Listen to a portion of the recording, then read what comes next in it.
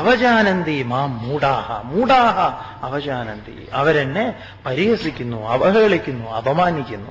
എങ്ങനെ? ഞാൻ ആരുടെ ഒരു മകനായിട്ട് എവിടെയോ ജനിച്ചു, അവിടെ എങ്ങനെ ഞാൻ കഴിയണം. എന്നിട്ട് ഞാൻ കുറച്ച് ലീലാവിലാസങ്ങളൊക്കെ നടത്തി ഞാൻ എന്റെ സമയമായപ്പോ പോയി. ഇനി ഞാൻ വരും കുതിരപ്പുറത്ത് ഇങ്ങനെ കടപട കടപട കടപട കടപട. ഇപ്പൊ എനിക്ക് യാതൊരു ഇടപാടുമില്ല. എന്നിട്ട് ഇങ്ങനെ വിളിച്ചോളൂ, ഭഗവാനെ ഭഗവാനെ വരൂ വരൂ വരൂ, വേം വരൂ വേം വരൂ. എന്നാ വരിക എന്നാ വരിക? വരില്ല. ഉള്ള ഒരാൾക്ക് എങ്ങനെയാ വരാൻ പറ്റുക?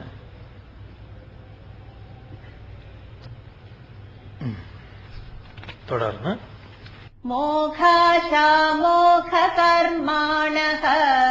മോഘജ്ഞാനാവിചേതസഃ രാക്ഷസീമാസുരീം ചൈവ പ്രകൃതിം മോഹിനീം ശ്രിതാഃ. മോഘാശാഹ മോഘകർമാണഃ മോഘജ്ഞാന വിചേതസഃ രാക്ഷസീം ആസുരീം ച ഏവ പ്രകൃതിം മോഹിനീം ശ്രിതാഃ. മോഘാശാഹ നിഷ്ഫലമായ ആശയോടുകൂടിയിട്ടുള്ളവർ. എന്തൊക്കെയോ ആശ, ഒരുപാട് ആശകൾ, അല്ലെങ്കിൽ ഒരുപാട് ആശ എന്ന് പറഞ്ഞാൽ ചിലർക്കൊക്കെ നമ്മളിങ്ങനെ പറയും പാട്ടിലൊക്കെ ചിന്ന ചിന്ന ആശൈ, പക്ഷെ ചിന്ന ചിന്നൊന്നും ആയിരിക്കില്ല, പെരിയ പെരിയ തന്നെയായിരിക്കും. ഇതിനെ ഭഗവാൻ ഇവിടെ പറയുന്നത് എന്താണ്? നിഷ്ഫലമായിട്ടുള്ള ആശയോട് കൂടിയിട്ടുള്ളവൻ. മുല്ലയോട് ചോദിച്ചു, മുല്ല നിങ്ങൾക്ക് ആശയൊന്നുമില്ലേ? മുല്ല പറഞ്ഞു, എനിക്ക് ആശയൊന്നുമില്ല.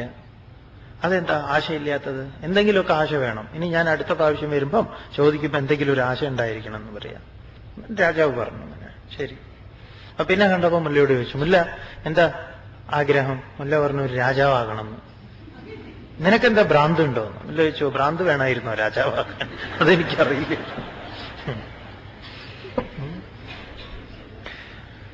ആർക്കും എന്താ ആഗ്രഹിച്ചൂടാത്തത് ഇല്ലേ?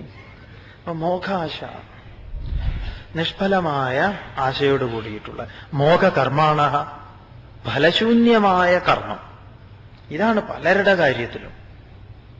ഒന്നിനും ഒരു ഒന്നും ഒരു പൂവിടില്ല എന്ന് പറയാം. പുഷ്പിക്കാത്ത കർമ്മങ്ങൾ ചെയ്യുന്നു, എന്തൊക്കെയോ ചെയ്യണം. അവസാനം നോക്കുന്ന സമയത്ത് കരച്ചില് തന്നെ കരച്ചില്. ഈ പശുവിന് കാണാം, ഇങ്ങനെ ഈ അറവിന് കൊണ്ടുപോകുന്ന പശുവിന് കരഞ്ഞു കരഞ്ഞ് കണ്ണിന്റെ ഈ ഭാഗത്തൊരു കറുത്ത വര വന്നിട്ടുണ്ടാവും. ഈ കാട്ടിലെ മൃഗങ്ങൾക്കൊന്നും അതില്ല. നാട്ടിൽ നമ്മൾ വളർത്തുന്നതിനൊക്കെ ഉണ്ടാവും അതിന്റെ സങ്കടം. ഇങ്ങനെ കരഞ്ഞു കരഞ്ഞ് ചില സമയത്ത് നായ അങ്ങനെയാ, ആ നായോ പട്ടിയോ പൂച്ചയോ ഒക്കെ ഇങ്ങനെ കരയും. അതിനെന്തെങ്കിലുമൊക്കെ വിഷമമുണ്ടാവും. കാട്ടിലുള്ളതിന് അതില്ല എന്നാ പറയുന്നത്. അതുപോലെ ആയിരിക്കണം മനുഷ്യന്മാർക്കും. ആരെ കണ്ടാലും കരച്ചില്. എന്താ ചെയ്തു വെച്ചതൊക്കെ അവരിങ്ങനെ എണ്ണി എണ്ണി നോക്കുക. എല്ലാം നിഷ്ഫലം. മക്കളെ വളർത്തി പഠിപ്പിച്ചു, കല്യാണം കഴിപ്പിച്ചു, കുട്ടികൾ പറഞ്ഞു ഭാഗിച്ചു, ഭാഗം വെച്ചു. എന്ത് ചെയ്തിട്ടും സ്വാമി ഒരു സമാധാനമില്ല. ഇതാ ഇപ്പോഴും എന്താ ചെയ്യേണ്ടതെന്നറിയില്ല. ഇനി ഇതാ കുറച്ച് വയസ്സും കൂടിയല്ലേ ഉള്ളൂ, സ്വസ്ഥായിട്ട് മരിക്കണം എന്ന് വിചാരിച്ചാൽ അതിനും കൂടെ പറ്റാത്തൊരവസ്ഥ ഒരുപാട് പേര്. അപ്പൊ കഴിഞ്ഞ ചെയ്തികളെല്ലാം നിഷ്ഫലം. എന്തെങ്കിലും ഒന്നും ഒരു വെർത്തായിട്ട് ഇല്ല എന്ന് പറയാം. പറയണൂടെ മോഘകർമാണ ഫലശൂന്യമായ കർമ്മത്തോടു കൂടിയിട്ടുള്ള. ഒരു 4 തെങ്ങ് വെച്ചിരുന്നു എങ്കിലും നന്നായിരുന്നു. അങ്ങനെ എന്തെങ്കിലുമൊക്കെ ചെയ്യൂട്ടോ. ഓർക്കാൻ അതെങ്കിലും ഉണ്ടായിരിക്കണം. കാരണം മക്കളെല്ലാവർക്കും ഉണ്ട്. കഴുതയ്ക്കും നായയ്ക്കും പൂച്ചയ്ക്കും ഒക്കെ ഉണ്ട് കുട്ടികൾ. കുട്ടികൾക്ക് ജന്മം കൊടുത്തു എന്നുള്ളത് ഒരിക്കലും ഒരു ശ്രേഷ്ഠകരമായിട്ടുള്ളൊരു കാര്യമായിട്ട് എണ്ണേണ്ട. ചിലപ്പോ തോന്നും അതില്ലാത്തതാണ് ഏറ്റവും നല്ലത്. എന്തെങ്കിലുമൊക്കെ നല്ല കർമ്മങ്ങൾ നമ്മൾ ചെയ്തിട്ടുണ്ടോ എന്നുള്ളതാണ്. അപ്പൊ മോഘകർമാണ് ഫലശൂന്യങ്ങളായിട്ടുള്ള കർമ്മങ്ങളോട് കൂടിയിട്ടുള്ളവരും മോഘജ്ഞാനാഹ പ്രയോജനരഹിതമായ അറിവോട് കൂടിയിട്ടുള്ളവർ. അവരുടെ അറിവൊക്കെ ഗംഭീര, പക്ഷെ പ്രയോജനമില്ലാത്തതാണ്. മറ്റുള്ളവരെ പരീക്ഷിക്കാനുള്ളതാണ് അവരുടെ ഏറ്റവും വലിയ. അവർക്കെന്താ അറിവുണ്ട് എന്ന് പരിശോധിക്കാൻ വേണ്ടി. അല്ലെങ്കിൽ എന്തെങ്കിലുമൊക്കെ ബിസിനസ് തുടങ്ങണം. എന്താ ബിസിനസ് തുടങ്ങേണ്ടത്? എന്താ അറിയുക? ഒന്നും അറിയില്ല. എന്നിട്ട് എന്തെങ്കിലുമൊക്കെ ചെയ്തു വെക്കുക. അത് വേണം ഇത് വേണം എന്നൊക്കെ പറഞ്ഞിട്ടുണ്ടല്ലോ. നമ്മുടെ കേരളത്തിൽ ഇങ്ങനെ കുറെ കുട്ടികൾ പലതും ചെയ്യുന്നത് കാണാം. മോഹജ്ഞാന, പ്രയോജനരഹിതമായ അറിവുണ്ട്, പക്ഷെ അത് പ്രയോജനമില്ല. പഞ്ചാബിൽ പോയി ഒന്ന് കറങ്ങിയിട്ട് അവിടെ ഒരു ബിസിനസ് തുടങ്ങാന്ന് വിചാരിച്ചു. എന്താ അവിടെ ഇല്ലാത്തത്? Barber shop. എന്നാ അവിടെ ഒരു ബാർബർ ഷോപ്പ്. അവിടെ ആവശ്യമില്ല എന്നേ അത് ഇവൻ കണ്ടുപിടിച്ച് വന്നതാ. എന്നിട്ട് ഇവിടുന്ന് കുറെ ബാർബർമാരെയൊക്കെ ആയിട്ട് വലിയൊരു ഷോപ്പ്, ബാർബർമാർക്ക് അവിടെ വെച്ച് വിളമ്പി കൊടുക്കുക. ഇത് തന്നെ ആരും മുടി വെട്ടാൻ വരുന്നില്ല. പിന്നെയാണ് അറിഞ്ഞത് ഇവിടെയുള്ള ആരും മുടി വെട്ടാറില്ല.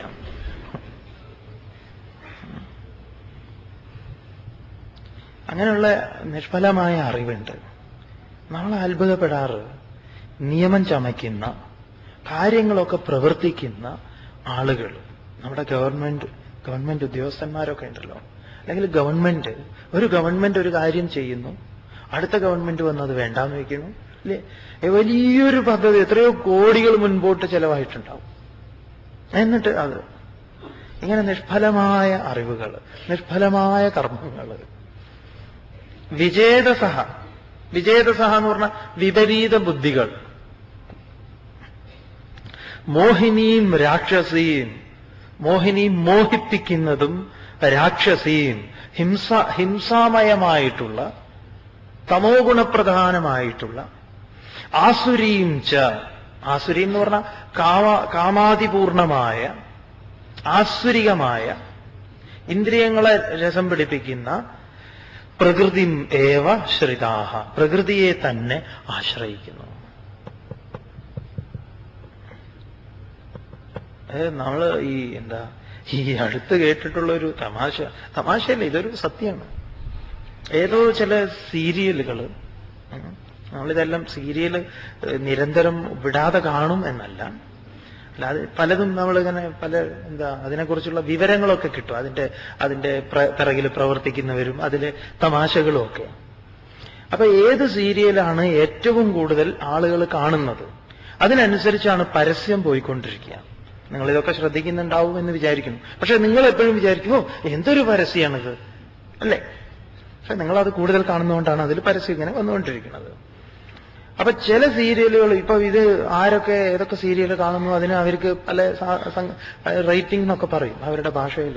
അത് ഏറ്റവും കൂടുതൽ ഏത് സീരിയലാണ് കാണുന്നത്, ആരാണ് കാണുന്നത്, എങ്ങനെയുള്ളവരാ കാണുന്നത്, ഇതൊക്കെ അവർ സർവേ എടുക്കുന്നുണ്ട്.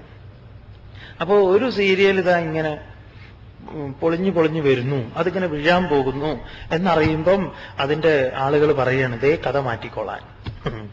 അപ്പൊ ഇനി എന്താ പിടിച്ചു നിർത്താനുള്ള പണി? കൊലപാതകം, പിന്നെ അതുമായിട്ട് ബന്ധപ്പെട്ട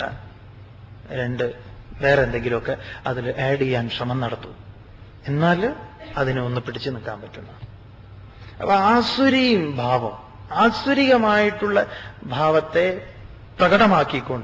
പ്രകടിപ്പിച്ചുകൊണ്ട് ഇവരങ്ങനെ നിലനിൽക്കുന്നു.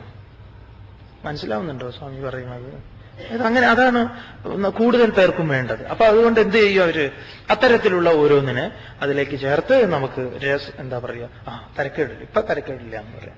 കഥ ഇപ്പം ഒരു മെച്ചം വന്നിട്ടുണ്ട് എന്ന് നിങ്ങൾ ഇടയ്ക്ക് പറയാറില്ലേ? ഇതൊരു ശരിയാവുന്നില്ല കേട്ടോ. അപ്പോഴേക്കും ആരെങ്കിലുമൊക്കെ ഒരു നായകനെയൊക്കെ മാറ്റേണ്ട. ഇതിലൊക്കെ ഭയങ്കര തമാശകളാണ്. കാരണം എവിടെ നോക്കിയാലും പ്രേതത്തിന് വേണ്ടിയിട്ടൊരു കളി.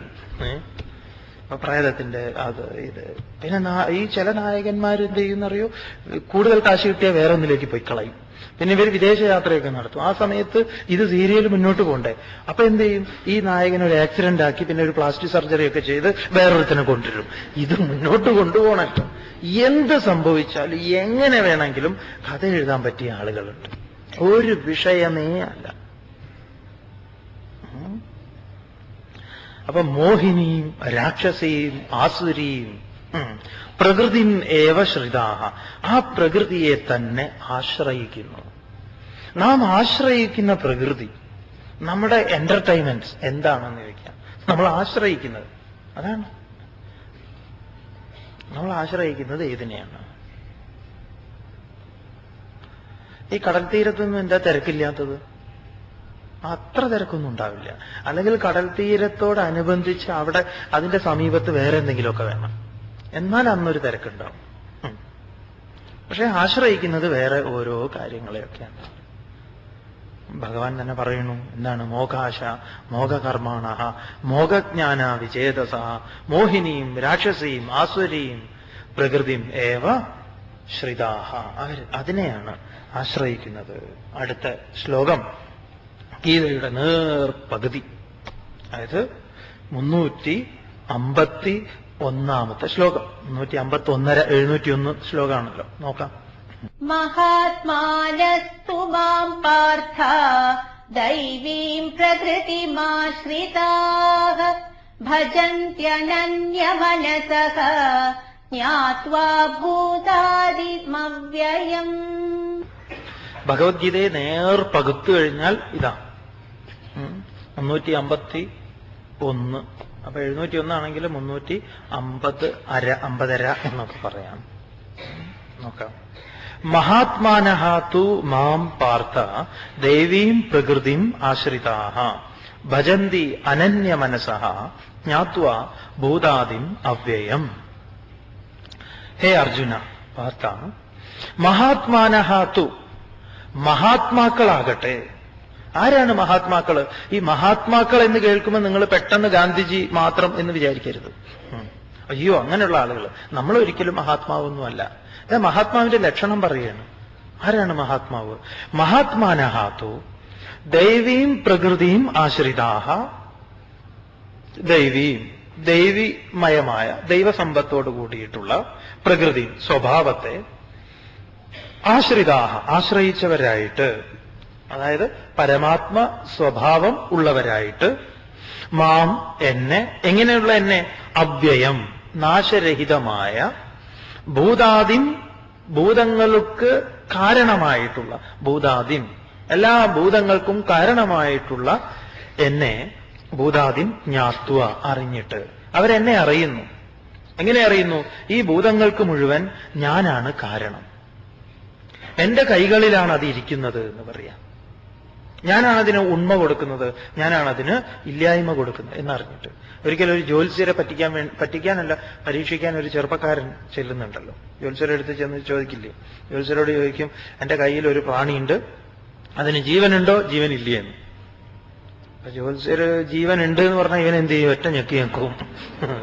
ജീവനില്ല എന്ന് പറഞ്ഞാലോ അവൻ എങ്ങനെ വിടും? അതാണ് അവന്റെ പദ്ധതി. ജ്യോത്സ്യർ ഇതിലും വലിയ ജ്യോത്സ്യനാ. അദ്ദേഹം പറഞ്ഞു, അത് നിന്റെ കൈനെ ആശ്രയിച്ചിരിക്കുന്നു എന്ന് പറയാം. നിന്റെ കൈ ആശ്രയിച്ചിരിക്കുന്നു, അതിന് ജീവനുണ്ടോ ജീവനില്ലേ എന്നത്. പിന്നെ അവനൊന്നും ചെയ്യാനില്ല, കൈ സാവകാശത്തിൽ തുറക്കേ നിവർത്തിയുള്ളൂ. അത് ഞെക്കാം, ഞെക്കാതിരിക്കാം. അപ്പൊ ഭഗവാൻ ഇങ്ങനെ അറിയുന്നു, ഭൂതങ്ങളുടെ കേന്ദ്രമായി എന്നിലാണ് അത് ഇരിക്കുന്നത്. എന്നിൽ അത് ഇരിപ്പിടം ഞാനാണ്. മഹാത്മാനഃ, മഹാത്മാക്കൾ അങ്ങനെ അറിയുന്നു. ദൈവീം പ്രകൃതിയും ആശ്രിതാഹ മാം അവ്യയം ഭൂതാദിം ജ്ഞാത്വ, അറിഞ്ഞിട്ട്, ഭൂതങ്ങളുടെ പരമകാരണമെന്ന് അറിഞ്ഞിട്ട് എന്തു ചെയ്യുന്നു? അനന്യമനസഃ ഭജന്തി. ഭഗവാൻ ഇതിന്റെ കേന്ദ്രത്തിൽ നമ്മളോട് പറയാനുള്ളത് ഇതാണ്. എന്താണ്? അനന്യ മനസ്സ് കൂടാതെ എന്ന് പറഞ്ഞാൽ ഏകാഗ്ര ചിന്തയോട് കൂടിയിട്ട്, ഏകാഗ്രതയോട് കൂടിയിട്ട് ഭജന്തി, ഭജിക്കുന്നു. ഭജ് സേവായാം, സേവിക്കുന്നു എന്ന് പറഞ്ഞാൽ ഈ ലോകത്തിൽ ജീവിക്കുന്നു. ഭജിക്കുന്നു എന്ന് പറഞ്ഞാൽ കണ്ണടച്ച് ഒരു കുറച്ച് സമയം ഒരു പൂജാമുറിയുടെ മുൻപിൽ അല്ലെങ്കിൽ എവിടെയെങ്കിലും ഇരിക്കുക എന്നുള്ളത് മാത്രമല്ല. ഭജ് സേവായാം, ഭജ് സേവനമാണ് ഭജനം. അതുകൊണ്ട് നരസേവയാണ് നാരായണ സേവ, ജനങ്ങളോടുള്ള ഭക്തിയാണ് പരമാത്മാവിനോടുള്ള ഭക്തി, സ്വരാജ്യ സേവനമാണ് സർവേശ്വര സേവനം എന്നൊക്കെ മഹാത്മാക്കൾ പറഞ്ഞിട്ടുള്ളത് അതുകൊണ്ടാണ്. ആരാണത്? മഹാനാത്മ. അവർ മഹാത്മാക്കളാണ്. അപ്പൊ മഹാത്മാവ് എന്ന് പറഞ്ഞാൽ ഭഗവത്ഗീതയുടെ ഭാഷയിൽ ആരാണ് മഹാത്മാവ്? ഭഗവാനെ ഈ വിശ്വത്തിന്റെ മുഴുവൻ നാഥനായി, ഭൂതങ്ങൾക്ക് മുഴുവൻ കേന്ദ്രമായി വർത്തിക്കുന്നു എന്നറിഞ്ഞ് മറ്റ് ചിന്തകളൊന്നും കൂടാതെ ഏകാഗ്രമായ മനസ്സും ബുദ്ധിയും കൊണ്ട് ഈ വിശ്വത്തിൽ ജീവിക്കുന്നവൻ, അതിൽ സേവിക്കുന്നവൻ, അവനാണ് മഹാത്മാവ്. ഭഗവാൻ മഹാത്മാ എന്ന് പറയുന്നു. തുടർന്ന് സതതം കീർത്തയന്തോ മാം യതന്തശ്ച ദൃഢവ്രതാഃ നമസ്യന്തശ്ച മാം ഭക്ത്യാ നിത്യയുക്താ ഉപാസതേ. സതതം കീർത്തയന്തഃ മാം യതന്തഃ ച ദൃഢവ്രതാഃ നമസ്യന്തഃ ച മാം ഭക്ത്യാ നിത്യയുക്ത ഉപാസതേ. നിത്യയുക്തഃ ഉപാസതേ. സതതം, സതതം എന്ന് പറഞ്ഞാൽ നിരന്തരം, എപ്പോഴും, എല്ലായ്പ്പോഴും. സതതം. മാം കീർത്തയന്തഃ, എന്നെ കീർത്തിക്കുന്നവരായി എന്ന് കേൾക്കുമ്പോൾ നിങ്ങൾ വിചാരിക്കരുത് എപ്പോഴും ഭഗവാന്റെ നാമം ഇങ്ങനെ പാടി നടക്കുക എന്ന്. നിങ്ങൾക്കിത് കേൾക്കുമ്പോൾ ഉടനെ നാരദനെ ഓർമ്മ വരും. നാരായണ നാരായണ. ഇങ്ങനെ ടി വിയിൽ ഒരു കോമാളിയെ അവതരിപ്പിക്കാൻ ഈ അടുത്ത കാലത്ത് ഇവരെ പോലെ സാധിച്ചിട്ടുള്ള ഒരു എല്ലാ സീരിയലിലും ഏതിൽ വന്നാലും മൂപ്പരൊരു കോമാളിയാണ്. വളരെ ദുർലഭം കേസിൽ മാത്രമേ അത് മാറിയിട്ടുള്ളൂ. നാരദൻ ഒരു ഋഷിയാണെന്ന് പറയാം. അദ്ദേഹം ഭഗവത് നാമം സദാ കീർത്തിക്കുക എന്ന് പറയുമ്പോൾ നമ്മൾ എന്തൊക്കെ പറയുന്നുവോ അത് ആ സാന്നിധ്യത്തിലാണ് എനിക്കത് പറയാൻ സാധിക്കുന്നതെന്ന ഒരു തിരിച്ചറിവോട് കൂടിയിട്ട് സത്യം വദ എന്ന് പറയുന്നുണ്ടല്ലോ, അതാണ് കീർത്തനം.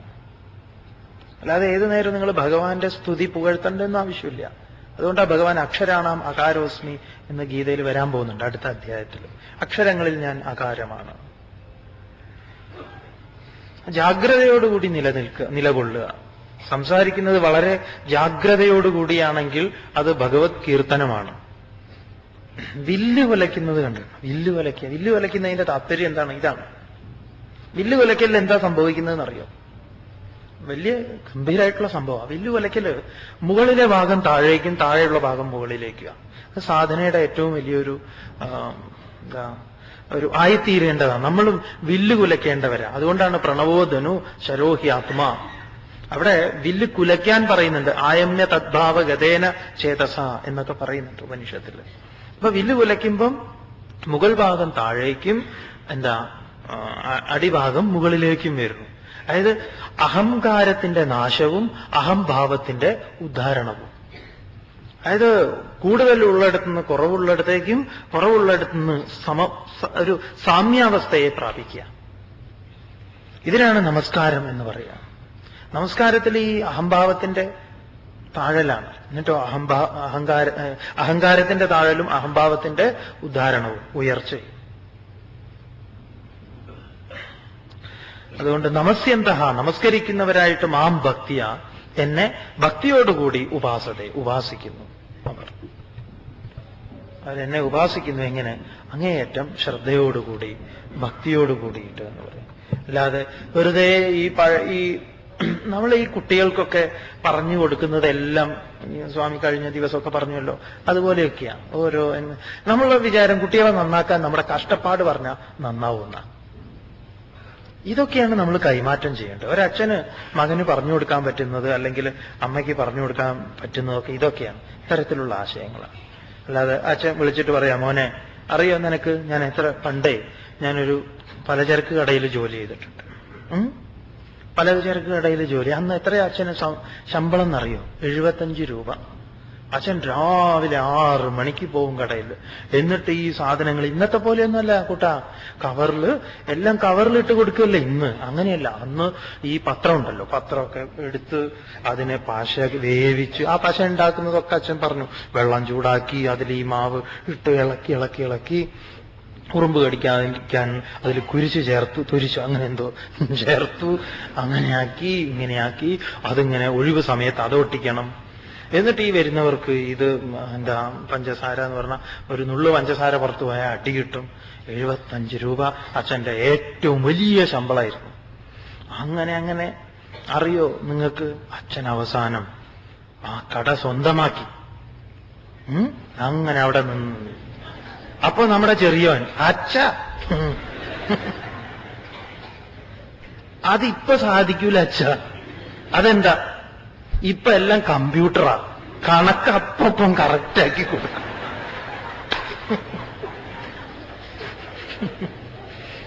സാധ്യമല്ല. നമ്മൾ ഈ കഠിനാധ്വാനം കഠിന പരിശ്രമം വെറുതെ ഇതൊക്കെ കുട്ടികളോട് പറയുന്നത്. അവർക്ക് ഇതൊക്കെ ബോറടിച്ച് തുടങ്ങിയിരിക്കുന്നു. ഇത്തരത്തിൽ എന്തെങ്കിലും ഒരു ആശയങ്ങൾ നിങ്ങൾ കൊടുത്തു നോക്കൂ. അല്ല, നമ്മുടെ കുട്ടിക്കാലത്തും ഇത് കേൾക്കുമ്പോൾ നമുക്ക് രസമായിരുന്നോ? ഒന്നുമില്ല.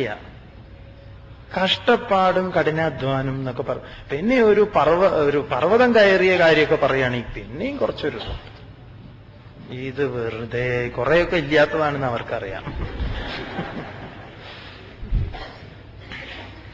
അതുകൊണ്ട് ഇപ്പൊ അത് നടപ്പില്ല എന്ന് പറയും.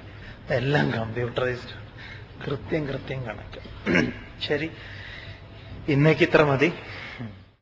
അവജാനന്തി മാം മൂഢാഹ മാനുഷീം തനും ആശ്രിതം പരംഭാവം അജാനന്ദ മമ ഭൂത മഹേശ്വരം.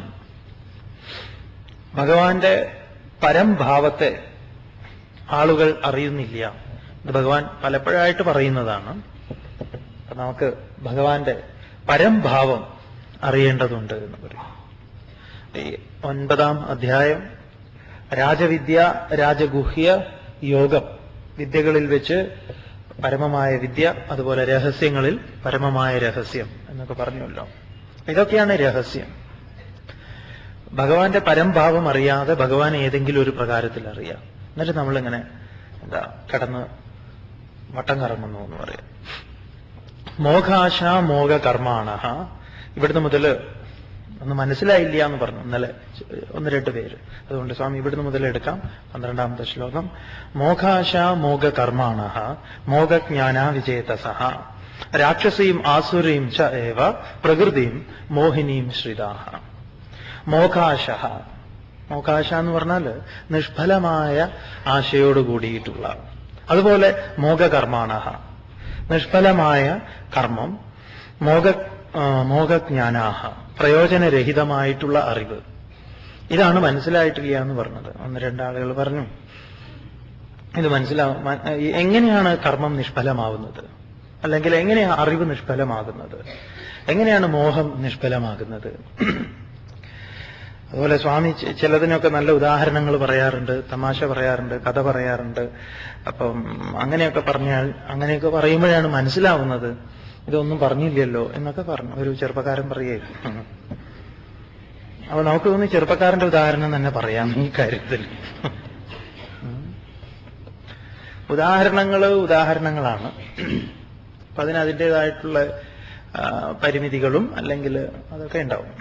നിങ്ങളെങ്ങനെ സ്വീകരിക്കണമെന്നൊന്നും അറിയില്ല സ്വാമിക്ക്. ഏതായാലും പറയാം. ഈ ആൺകുട്ടികളുടെ കാര്യമാണല്ലോ സ്വാമിക്ക് ആധികാരികമായിട്ട് പറയാൻ പറ്റുക. ഒരു 15-16 വയസ്സൊക്കെ ആവുമ്പോൾ അവർക്ക് ആരെങ്കിലുമൊക്കെ സ്നേഹിക്കണം എന്നൊക്കെ തോന്നിത്തുടങ്ങും. കൂട്ടുകാരൊക്കെ അങ്ങനെ പറയും, നിനക്ക് ആരുമില്ലേ നിന്നെ സ്നേഹിക്കാൻ, അല്ലെങ്കിൽ നിനക്ക് സ്നേഹിക്കാൻ. അങ്ങനെ ഓരോ ഇതില് ഡോക്ടറേറ്റ് എടുത്ത ബിരുദന്മാരൊക്കെ ഉണ്ടാവും വളരെ ഇതായിട്ട്. അപ്പൊ അവര് പറയും ഞാൻ ആ കുട്ടി എന്റെയാണ് എന്നൊക്കെ അങ്ങനെ പറയും. അവകാശവാദങ്ങളൊക്കെ ഉന്നയിക്കും. അപ്പൊ പോയിട്ട് സംസാരിക്കും, കാണണമെന്നൊക്കെ ചോദിച്ചിട്ട് പോയി സംസാരിക്കുമ്പോഴൊക്കെ നമ്മൾ അത്ഭുതപ്പെടുവോ എന്നൊക്കെ കരുതിയിട്ട്. അങ്ങനെ ഒരു വിദ്വാന് ഇതൊന്ന് തുടങ്ങിക്കിട്ടണം. അപ്പൊ അതിനു വേണ്ടിയിട്ട് ഇവര് കൂട്ടുകാരെല്ലാം കൂടെ, ഇത് തുടങ്ങുന്ന സ്ഥലം ഉത്സവപ്പറമ്പാവും. അവൻ ഉത്സവപ്പറമ്പില് ഇത് തുടങ്ങാനുള്ള ഒരു പദ്ധതി ആസൂത്രണം ചെയ്ത് അവരങ്ങനെ പോകുന്നതാണ്. അപ്പൊ പോകുമ്പോൾ തന്നെ അതിന് ഒരുപാട് തയ്യാറെടുപ്പൊക്കെ ഉണ്ട്. മുടി പല വിധത്തിൽ ചീകി നോക്കും, ഇത് ശരിയാണോ, ഒന്നുകൂടെ മാറ്റി കുറച്ചുകൂടെ താഴ്ത്തി അങ്ങനെ ചെയ്യും. പിന്നെ ഷർട്ട് ഇത് ശരിയല്ലാന്ന് തോന്നി പിന്നെ അതും മാറ്റും. അല്ലെങ്കിൽ ഫുൾ സ്ലീവ് ആണെങ്കിൽ ആദ്യം ഫുൾ സ്ലീവ് ആക്കി നോക്കും, പിന്നെ കയറ്റി നോക്കും, പിന്നെ 2 ഇറക്കി നോക്കും. അങ്ങനെ ഒരുപാട് ഗവേഷണമുണ്ട് ഇതിന്റെ പിറകില്. ഏതായാലും കൂട്ടുകാരൊക്കെ കൂടെ കൊണ്ടുപോയി അങ്ങനെ ശീവേലി കൊട്ടുന്ന അവിടെ നിന്നിട്ട് അപ്പൊ ആളെ കണ്ടിട്ടുണ്ട്. അപ്പൊ ഇവന് ട്രെയിനിങ് കൊടുക്കുക മറ്റുള്ളവര്. എന്താ ഇതിലെ ട്രെയിനിങ്? ഒന്ന് കണ്ണിറുക്കി കാണിക്കണം, ഇത്രേ വേണ്ടു. പക്ഷെ അതിനുള്ള ധൈര്യം ഇവനില്ല. അതിനാണ് ഇത്രയും സെക്യൂരിറ്റിയൊക്കെ കൊണ്ടുപോയിട്ട് അങ്ങനെ ഇവരിങ്ങനെ തോണ്ടി കൊടുക്കും. അവരിങ്ങനെ നോക്കുമ്പം കണ്ണിറുക്കിക്കോളാനാണ് പറയുന്നത്. പക്ഷെ ഇവൻ കണ്ണിറുക്കുന്നില്ല എന്ന് പറയും. അവസാനം ഇവൻ എപ്പോഴോ കണ്ണിറുക്കി, അതോ കറണ്ട് പോയ സമയത്ത്.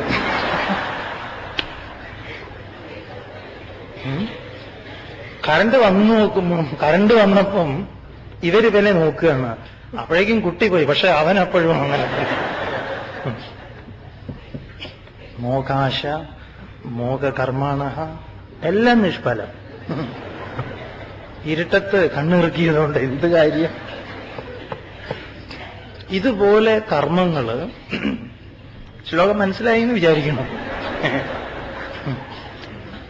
ഇരുട്ടത്ത് കണ്ണിറുക്കിയതുപോലെ അതാരും അറിയുന്നില്ല. പക്ഷെ നമ്മൾ അറിഞ്ഞിട്ടുണ്ട്. നമ്മളത് അതിന്റെ എന്താ പറയാ കർത്താവാണ് എന്ന് പറയാ. അതുകൊണ്ട് എല്ലാം പ്രയോജനരഹിതമായി തീരുന്നു. പ്രകൃതി മോഹിനിയും ശ്രിതാഹ.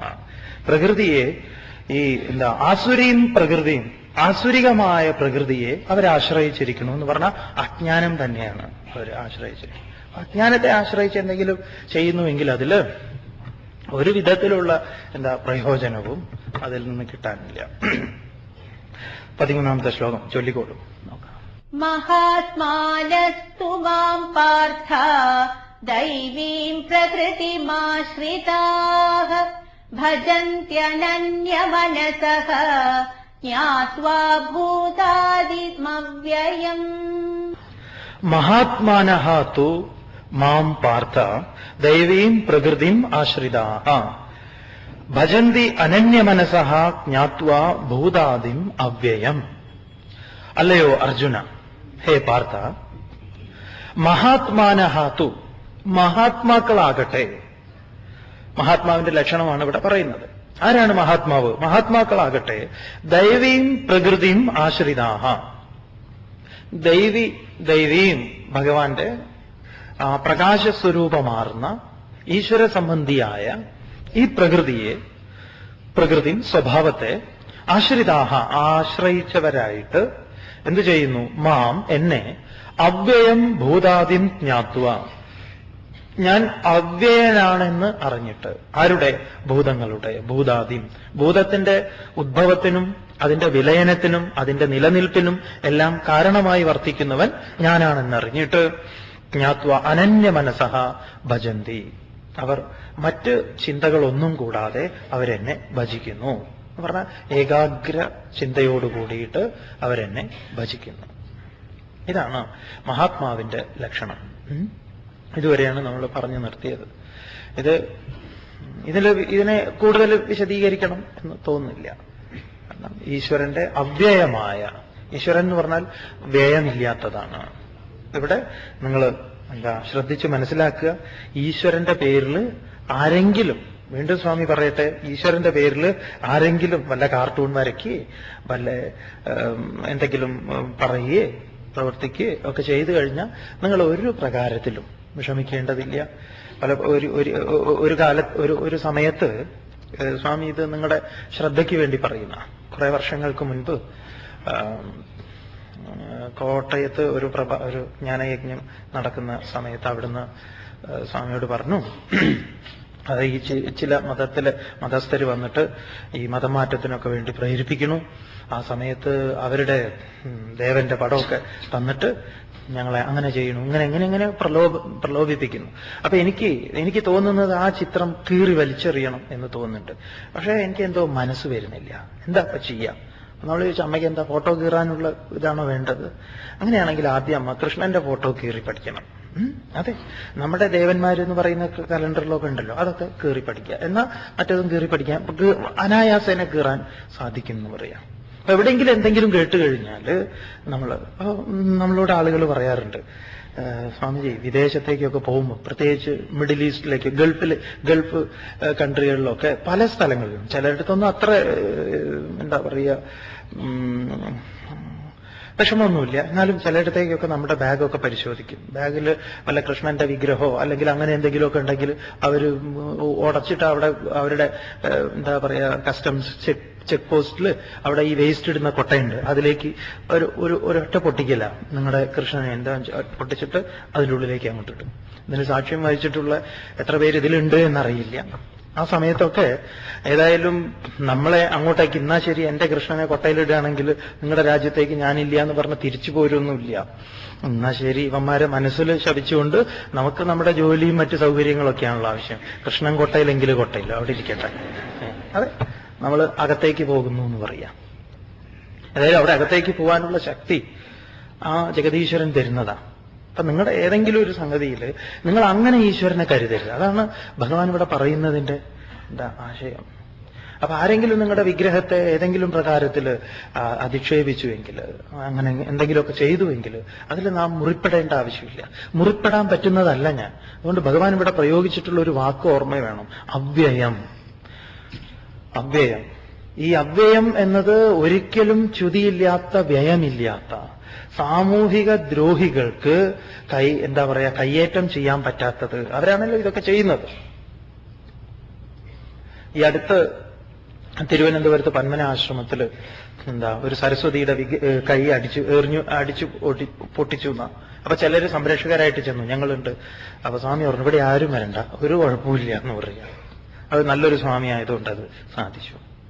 അതല്ല, നമുക്ക് ഉടനെ യോഗം വിളിക്കാം എന്ന് പറഞ്ഞ. അതുകൊണ്ട് ഇത് നന്നായി ഓർമ്മയിരിക്കട്ടെ. ഇതാണ് നമ്മുടെ മതം എന്ന് പറയാ, ഏതൊരാളുടെ.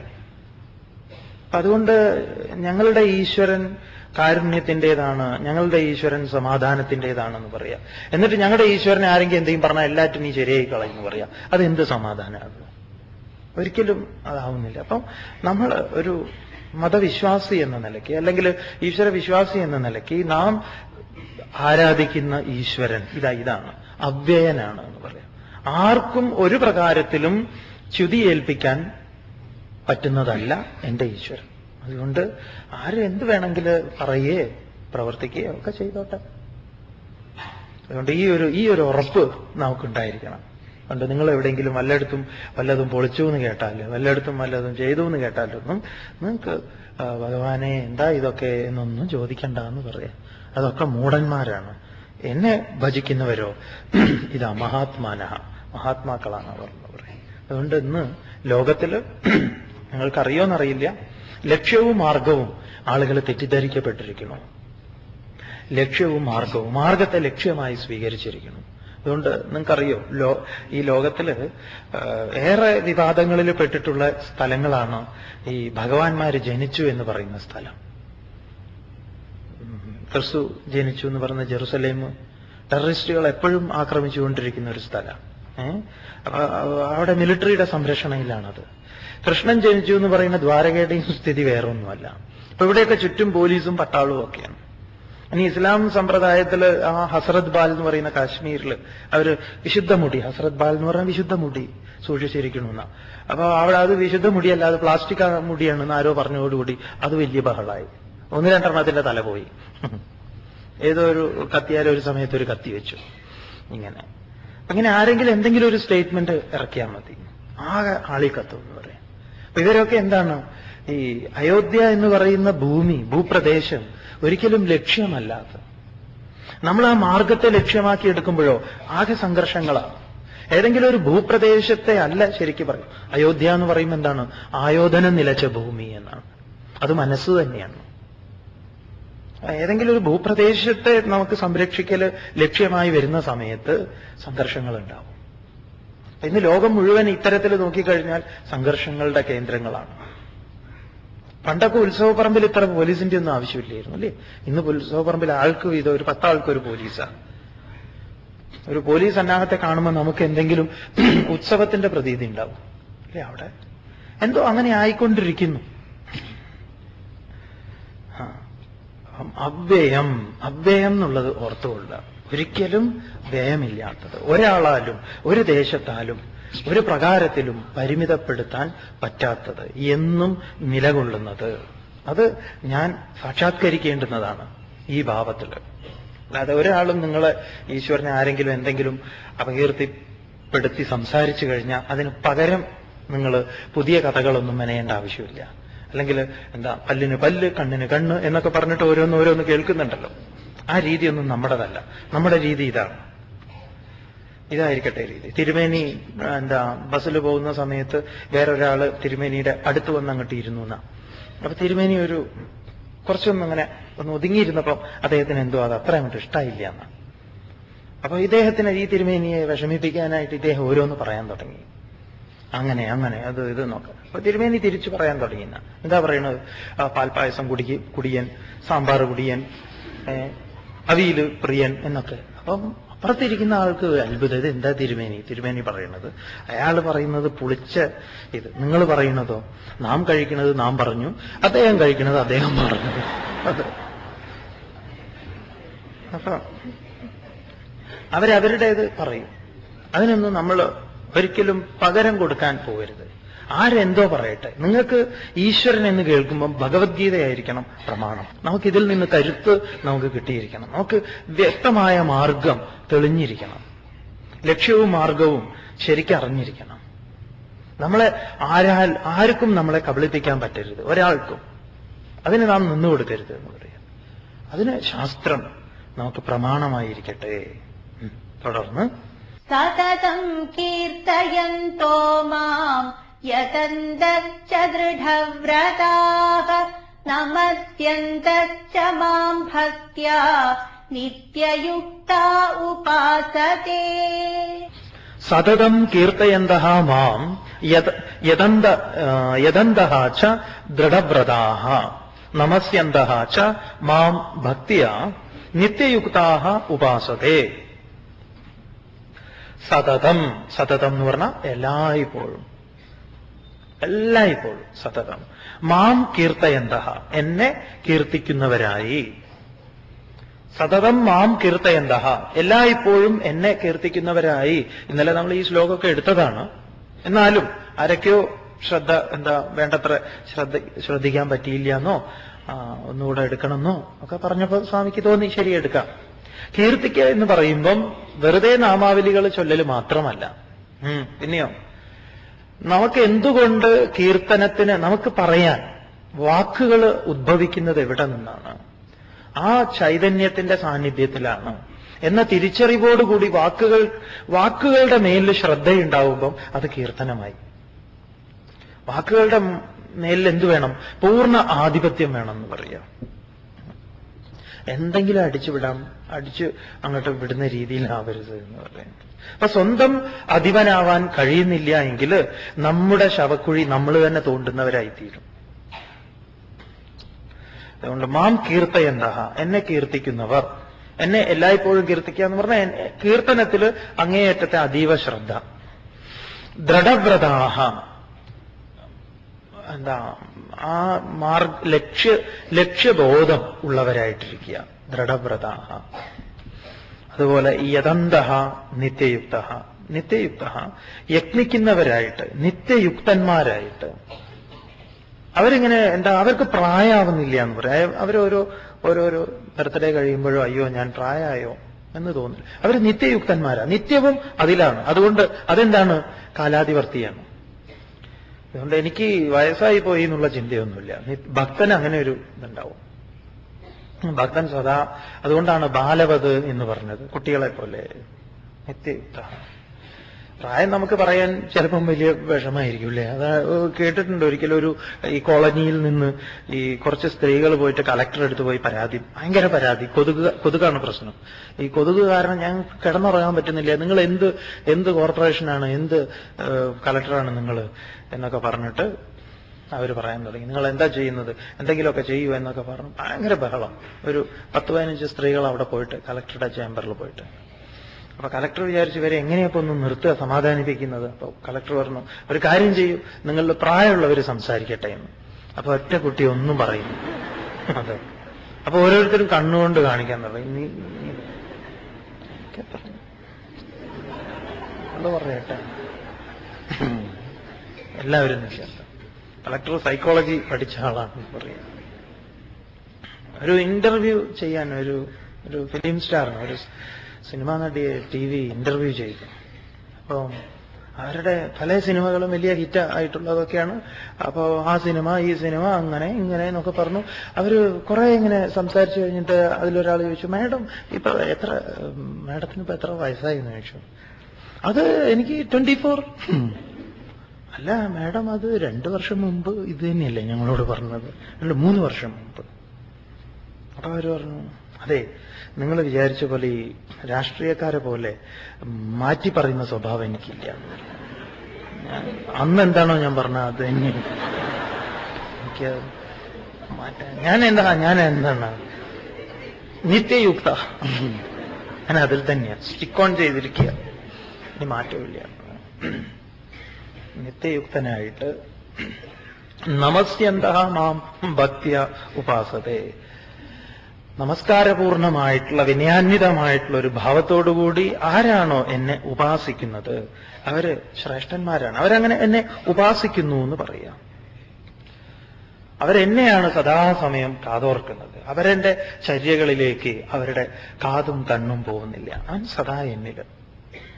അത് ഒഴിവാക്കിയാൽ തന്നെ നമുക്ക് വലിയൊരു ആനന്ദം ഉണ്ടാവും. ഭഗവാന്റെ അനുഭവം, ആനന്ദം എന്നത് അനുഭവിക്കാൻ സാധിക്കും. നമസ്കാരപൂർണമായിട്ടുള്ള വിനയാന്വിതമായിട്ടുള്ള ഒരു ഭാവത്തോടുകൂടി ആരാണോ എന്നെ ഉപാസിക്കുന്നത് അവര് ശ്രേഷ്ഠന്മാരാണ്. അവരങ്ങനെ എന്നെ ഉപാസിക്കുന്നു എന്ന് പറയാം. അവരെന്നെയാണ് സദാസമയം കാതോർക്കുന്നത്. അവരെന്റെ ചര്യകളിലേക്ക് അവരുടെ കാതും കണ്ണും പോകുന്നില്ല. അവൻ സദാ എന്നിൽ. അത് ഒഴിവാക്കിയാൽ തന്നെ നമുക്ക് വലിയൊരു ആനന്ദം ഉണ്ടാവും. ഭഗവാന്റെ അനുഭവം, ആനന്ദം എന്നത് അനുഭവിക്കാൻ സാധിക്കും. ഇനി നമുക്ക് വിസ്തരിച്ച് അടുത്ത ശ്ലോകങ്ങളിലേക്ക് പോവാം. ജ്ഞാനയജ്ഞേന ചാപ്യന്യേ യജന്തോ മാമുപാസതേ ഏകത്വേന പൃഥക്ത്വേന ബഹുധാ വിശ്വതോ മുഖം. ജ്ഞാനയജ്ഞേന ച അപി അന്യേ യജന്തഃ മാം ഉപാസതേ ഏകത്വേന പൃഥക്ത്വേന ബഹുധാ വിശ്വതോ മുഖം. പറയുന്നു ഭഗവാൻ, അപിച അന്യേ ജ്ഞാനയജ്ഞേന, മുൻപ് പറഞ്ഞിട്ടുള്ളതാണ്. മാത്രമല്ല, അപിച മാത്രമല്ല, അന്യേ, അന്യേ എന്ന് പറഞ്ഞാൽ മറ്റു ചിലർ, ജ്ഞാനയജ്ഞേന ജ്ഞാനമാകുന്ന യജ്ഞം കൊണ്ട്, അറിവ് പകർന്നു കൊടുക്കുന്നതിലൂടെ. ഇത് വലിയൊരു, നിങ്ങൾ ഈ ജ്ഞാനയജ്ഞം എന്ന് കേൾക്കുമ്പം സംസ്കൃത ശ്ലോകം ഉദ്ധരിച്ചുകൊണ്ട് എന്താ പറയുക, വലിയ വലിയ മഹത് വചനങ്ങളൊക്കെ ഉരുവിട്ട് കൊടുക്കുക എന്ന് മാത്രം കരുതരുത്. അറിവ് പകർന്നു കൊടുക്കുക എന്നുള്ളതാ. അതെങ്ങനെയാ ഇത് അറിവ് പകർന്നു കൊടുക്കല്? അയ്യോ, ചില സംഗതികളൊക്കെ കേട്ട് കഴിഞ്ഞാൽ നമ്മൾ അത്ഭുതം തോന്നും. ഈ അടുത്തൊരു പുസ്തകം വായിച്ചപ്പം അതിൽ ഒരനുഭവം പറഞ്ഞതാ. എന്താന്ന് പറഞ്ഞാല്, ഒരമ്മ, അവർക്ക് ഒരുപാട് പ്രശ്നങ്ങൾ. അപ്പൊ ആ ഒരുപാട് പ്രശ്നങ്ങൾ വന്ന സമയത്ത് അവര് ആത്മഹത്യ ചെയ്യാൻ തീരുമാനിച്ചു. അങ്ങനെ ആത്മഹത്യ ചെയ്യാൻ തീരുമാനിച്ച അവരുടെ സുഹൃത്തിനെ വിളിച്ചു, വേറൊരു അമ്മയെ വിളിച്ചിട്ട് ഈ വിവരം പറഞ്ഞു. ഇനി എനിക്ക് ജീവിക്കാൻ വയ്യ, മതിയായി, അതുകൊണ്ട് ഞാൻ ആത്മഹത്യ ചെയ്യാൻ പോവാ. നിന്നോട് മാത്രമേ എനിക്കിത് പറയാനുള്ളൂ എന്നവര് പറഞ്ഞിട്ട് അവരോട് കുറെ പറഞ്ഞു കരയാൻ തുടങ്ങി. അപ്പൊ ഇവര് പറഞ്ഞു, ഇപ്പൊ ഇവരിങ്ങനെയൊക്കെ ടെലിഫോണിലാണ് പറയുന്നത്, കുറച്ച് ദൂരത്താണ്, പെട്ടെന്ന് പോയി ആശ്വസിപ്പിക്കാനൊന്നും പറ്റില്ല. ട്രെയിനിൽ വന്ന് ഇവിടെ വരുമ്പോഴേക്കും ആത്മഹത്യ കഴിഞ്ഞിട്ടുണ്ടാവും. അപ്പൊ പിന്നെ എന്താ ചെയ്യാം? അവര് ഭഗവത്ഗീത ഉദ്ധരിക്കുകയോ ഉപനിഷത്ത് ഉദ്ധരിക്കുകയോ ഒന്നും ചെയ്തില്ല. അവര് പറഞ്ഞു, എനിക്ക് നിന്നോട് പറയാനുള്ള ഒറ്റ കാര്യം എന്താണ്, അഥവാ നീ ആത്മഹത്യ ചെയ്താൽ ഒരു സംശയവും വേണ്ട, നിന്റെ കുഴിമാടത്തിന്റെ മുകളിൽ വന്നിട്ട് ഞാൻ മൂത്രമൊഴിക്കുന്നു. അതെ, ഇതൊരു സംഭവമാണ്, ഉണ്ടായതാണ്. അപ്പൊ ഇത് കേട്ട ഉടനെ അവർക്ക് വല്ലാത്തൊരു ചിരി വന്നു. അവരിതിങ്ങനെ വിഷ്വലൈസ് ചെയ്തു, കുഴിമാടത്തിൽ വന്ന് ഇവര് മൂത്രമൊഴിക്കുന്നതാണ്. പക്ഷെ ഇവർക്ക് എപ്പോഴൊക്കെ ആത്മഹത്യയെക്കുറിച്ച് ചിന്ത ഉണ്ടാവുന്നു ആ സമയത്തൊക്കെ അവർ ഇതിങ്ങനെ ആലോചിക്കും. അവര് പറയാണ്, എന്നെ ഒരു ചിരിയിലേക്ക്, അതിനെ അങ്ങേയറ്റം അതിന്റെ എന്താ പറയാ, എത്ര നിരർത്ഥകമായ ഒരു തീരുമാനമായിരുന്നു ഞാൻ എടുത്തതെന്ന് ഈ ഒരൊറ്റ സ്റ്റേറ്റ്മെന്റ് കൊണ്ട് എന്നെ ആകെ അടിമുടി ഒലച്ചു കളഞ്ഞു എന്ന് പറയാം. നമ്മൾ പകരം എന്താ ചെയ്യാ? നോക്കൂ വത്സലെ, നീ ഇങ്ങനെ ചെയ്തു കഴിഞ്ഞാൽ നിന്റെ 2 കുട്ടികൾ, അവരുടെ കാര്യം എന്താവും? നീ ഇങ്ങനെ ചെയ്യരുത്, അങ്ങനെ ഇങ്ങനെ എന്നൊക്കെ പറഞ്ഞ് ഇതൊക്കെ അവർക്ക് കേട്ട് കേട്ട് മതിയായതാണ്. നേരെ ഇനി ആരെങ്കിലും ആത്മഹത്യ ചെയ്യെങ്കിൽ നിങ്ങൾ ഇങ്ങനെ പറയണം. അതെ, കാര്യങ്ങളൊക്കെ മാറി മറയുന്നു പറയാം. ഇത് അനുഭവമാണ്. ഇതുവരെ കേൾക്കാത്തതാണ് അവരത്. അവർ വലിയ അത്ഭുതപ്പെട്ടു പോയി അത്. പിന്നെ അവർക്കിത് ഓർക്കുമ്പം ഒരു തമാശ. അപ്പൊ ഇതെന്താണ്? ജ്ഞാനയജ്ഞമാണ് എന്ന് പറയാം. അല്ലാതെ ജടാതി സമ്പാദി ജടായു സംവാദമൊന്നും എവിടെ വിലപ്പോവും അവിടെ അത് പ്രയോഗിക്കാം. എവിടെ ആവശ്യം എന്താണോ അതിനനുസരിച്ച് നമ്മൾ കൊടുക്കണം. അത് അറിവാണ്. ആ അറിവിനെ പകർന്നുകൊണ്ട് ചിലർക്ക് ചെയ്യാൻ പറ്റുക അതായിരിക്കും, ഒരു തമാശ. അതുകൊണ്ടല്ലേ ഭഗവാൻ ചിലർക്ക് ഈ ഗീതാജ്ഞാന യജ്ഞത്തിൽ തമാശ പറയുന്നത് ഇഷ്ടമല്ല. സ്വാമി കുറച്ചുകൂടെ ഗൗരവക്കാരനാവണമെന്നാ പറയുന്നത്. Very sorry. നിങ്ങൾക്കറിയോന്നറിയില്ല, ഭഗവാൻ ഗീത ഉപദേശിക്കാൻ തുടങ്ങുന്നത്, നിങ്ങൾക്ക് ആ വരി ഓർമ്മയുണ്ടോന്നറിയില്ല, പ്രഹസന്നിവ ഭാരത. ചെറു ചിരിയോട് കൂടിയിട്ടാണ് ഈ ശാസ്ത്രം ഭഗവാൻ അനാവരണം ചെയ്യുന്നത്. അതിന്റെ മർമ്മം അതാണ്. റഷ്യൻ ശാസ്ത്രകാരനുണ്ട്, ദസ്തയേവ്സ്കി. അദ്ദേഹം പറയും, ഒരാളുടെ ആഭിമുഖ്യം വലിയ ഗഹനങ്ങളായ ആശയങ്ങളോടോ അല്ലെങ്കിൽ വലിയ വലിയ സത്കർമ്മങ്ങളിലൊക്കെ അദ്ദേഹം അതീവ ശ്രദ്ധാലുവാണ്, അല്ലെങ്കിൽ അതീവ തത്പരനാണ് എന്നതൊന്നും വിഷയമല്ല എന്നാ. പൊട്ടിച്ചിരിക്കാൻ ഒരുവന് സാധിക്കുന്നുവെങ്കിൽ ഏറ്റവും വലുത് അത് തന്നെ. അവിടെ നിങ്ങൾക്ക് ചിരിക്കാൻ സാധിക്കുന്നുവെങ്കിൽ വലിയൊരു കാര്യമാണ്, വലിയ കാര്യമാണെന്ന് പറയാം. നിങ്ങൾ കേട്ടിട്ടുണ്ടോന്നറിയില്ല, ഒരു അതായത് അമേരിക്കൻ പത്രപ്രവർത്തകനാണ്, അതുപോലെ അദ്ദേഹം വളരെ പ്രസിദ്ധനായ എഴുത്തുകാരനുമാണ്. നോർമൻ കസിൻസ് എന്നാണ് അദ്ദേഹത്തിന്റെ പേര്. അദ്ദേഹത്തിന്റെ പേരിൽ എന്താ നോർമൻ പ്രസ് അച്ചുകൂടം ഒക്കെ കോഴിക്കോട് ഉണ്ടായിരുന്നു ഒരു സമയത്ത്. നോർമൻ കസിൻ അദ്ദേഹം ഒരിക്കൽ ക്യാൻസർ ആരംഭിച്ച സമയത്ത്, അദ്ദേഹത്തിന് ക്യാൻസർ അല്ല, സമൂഹത്തിൽ ക്യാൻസർ ആരംഭിച്ച സമയത്ത് അമേരിക്കയിൽ ക്യാൻസർ രോഗികളെ താമസിപ്പിച്ച് ചികിത്സിക്കുന്ന ആശുപത്രിയിൽ ഇദ്ദേഹത്തെ ക്ഷണിച്ചു അവിടുത്തെ ഡോക്ടർമാര്. വളരെ കേമനാണ് ഇദ്ദേഹം, മനഃശാസ്ത്രവും മറ്റു കാര്യങ്ങളൊക്കെ അറിയുന്ന ഒരാളാണ്. അപ്പൊ ഇദ്ദേഹം അവിടെ ചെന്ന് ഈ രോഗികളെ കണ്ട സമയത്ത് അദ്ദേഹം ജീവിതത്തിൽ ഇങ്ങനത്തെ ആളുകളെ ഇതുവരെ കണ്ടിട്ടില്ല. അങ്ങേയറ്റം അസ്വസ്ഥര്, ഒരു പ്രതീക്ഷയും ഇല്ലാതെ മുഖമൊക്കെ കരിവാളിച്ച് മനുഷ്യരാണെന്ന് സംശയം തോന്നുന്ന വിധത്തിൽ. ഇത് ഇന്നല്ല, അന്നത്തെ കാര്യമാണ്. ഇത് ആരംഭിച്ച സമയത്താണ്. കാരണം ഈ ഒരു രോഗത്തിന് അടിപ്പെട്ടവന് ഒരു വിധത്തിലും ചികിത്സയില്ല, ഇതിൽ നിന്ന് ഒരു പ്രകാരത്തിലും രക്ഷപ്പെടാൻ സാധ്യമല്ല, മരണത്തെ എണ്ണിക്കഴിയുന്ന ആളുകൾ. അവരെയാണ് ഇദ്ദേഹം നേരിട്ടത് എന്ന് പറയാം. അപ്പൊ അദ്ദേഹം പറഞ്ഞു അവരോട്, എനിക്ക് നിങ്ങളോട് ചില കാര്യങ്ങൾ പറയാനുണ്ട്. അവിടെ ഡോക്ടർമാരെയും കൂടെ ഇരുത്തിയിട്ട് പറഞ്ഞു, 2 കാര്യങ്ങളാണ് ഇതിൽ വേണ്ടത്. 2 കാര്യങ്ങൾ. ഒന്ന്, ലഭിക്കാവുന്ന ഏറ്റവും ശ്രേഷ്ഠമായ ഉത്കൃഷ്ടമായ ചികിത്സാ വിധികൾ നിങ്ങൾക്ക് ലഭിക്കണം. ഏറ്റവും സൗകര്യമാർന്ന എന്തൊക്കെ ഈ വിഷയത്തിൽ കണ്ടെത്തിയിട്ടുണ്ടോ ആ ചികിത്സകളൊക്കെ നിങ്ങൾക്ക് കിട്ടണം. 1. 2, നിങ്ങൾ എന്ത് ചെയ്യണമെന്നറിയോ? നിങ്ങൾ ചിരിക്കണം. അപ്പൊ എങ്ങനെയാ ചിരിക്കുക? വെറുതെ ചിരിക്കാൻ പറഞ്ഞാൽ ചിരിക്കാൻ പറ്റും.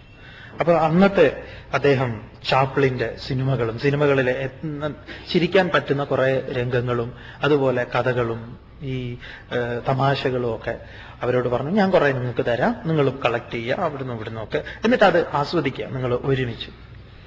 അങ്ങനെ അവരോട് പറഞ്ഞു, ഞാനൊരു 6 മാസം കഴിഞ്ഞിട്ട് വരാമെന്ന് പറഞ്ഞു. അങ്ങനെ അവരത് കുറേശ്ശെയൊക്കെ തുടങ്ങി ആസ്വദിക്കാനും ചർച്ച ചെയ്യാനും ഒക്കെ. ഏതായാലും 6 മാസം കഴിഞ്ഞ് ഇദ്ദേഹം വരുമ്പം ഇവരിൽ നല്ല മാറ്റം കണ്ടു എന്നാണ്. നല്ല മാറ്റം ഉണ്ടായി. അവരൊക്കെ സംസാരിക്കാൻ തുടങ്ങി. അതുവരെ സംസാരിക്കില്ലായിരുന്നു, സംസാരിക്കാൻ തുടങ്ങി. മറ്റുള്ളവരുമായിട്ട് എഴുത്തുകുത്തുകൾ നടത്താൻ തുടങ്ങി. ടെലിഫോൺ സംഭാഷണം തുടങ്ങി. അങ്ങനെയൊക്കെ. അപ്പൊ ഈ നോർമൻ പറഞ്ഞു, ഞാൻ വരുമ്പം ഒരു രസകരമായിട്ടുള്ളൊരു സംഭവം ഉണ്ടായി, ഞാൻ നിങ്ങളോട് പറയാം. വളരെ രസകരമായ ഒരു സംഭവം എന്ന് പറഞ്ഞപ്പം അവരൊക്കെ കസേരയൊക്കെ വേഗം മുൻപിലേക്കിട്ട് അദ്ദേഹത്തിനെ കേൾക്കാൻ തയ്യാറായി. അപ്പൊ അതിൽ വളരെ വേദന അനുഭവിക്കുന്ന രോഗികളൊക്കെ ഉണ്ട്. അപ്പൊ ഇവർ പല ഗവേഷണങ്ങളും നടത്തുന്നുണ്ട് ഡോക്ടർമാർ. അപ്പൊ ഇദ്ദേഹം പറഞ്ഞു, ഞാൻ ഇങ്ങോട്ട് വരുമ്പം ഒരു ടെലിഫോൺ ബൂത്തിൽ ഫോൺ ചെയ്യാൻ പോവുക.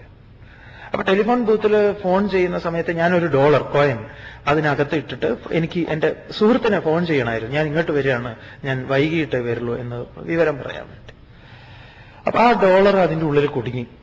അത് ഇങ്ങോട്ടുമില്ല, അകത്തേക്കുമില്ല. അപ്പൊ അവിടെ ആ കൗണ്ടറിലുള്ള ഒരു സ്ത്രീ ഉണ്ട്, ഇത് നടത്തിപ്പിന്റെ അവരോട് ഞാൻ പറഞ്ഞു, നോക്കൂ, എനിക്ക് ഇതിന്റെ കാശ് ഇങ്ങനെ കുടുങ്ങിയിരിക്കുകയാണ്, അതെനിക്ക് വേണം, അതുകൊണ്ട് അത് തരൂ, എനിക്കൊരു ഡോളർ തരൂ, ഞാൻ പോട്ടെ.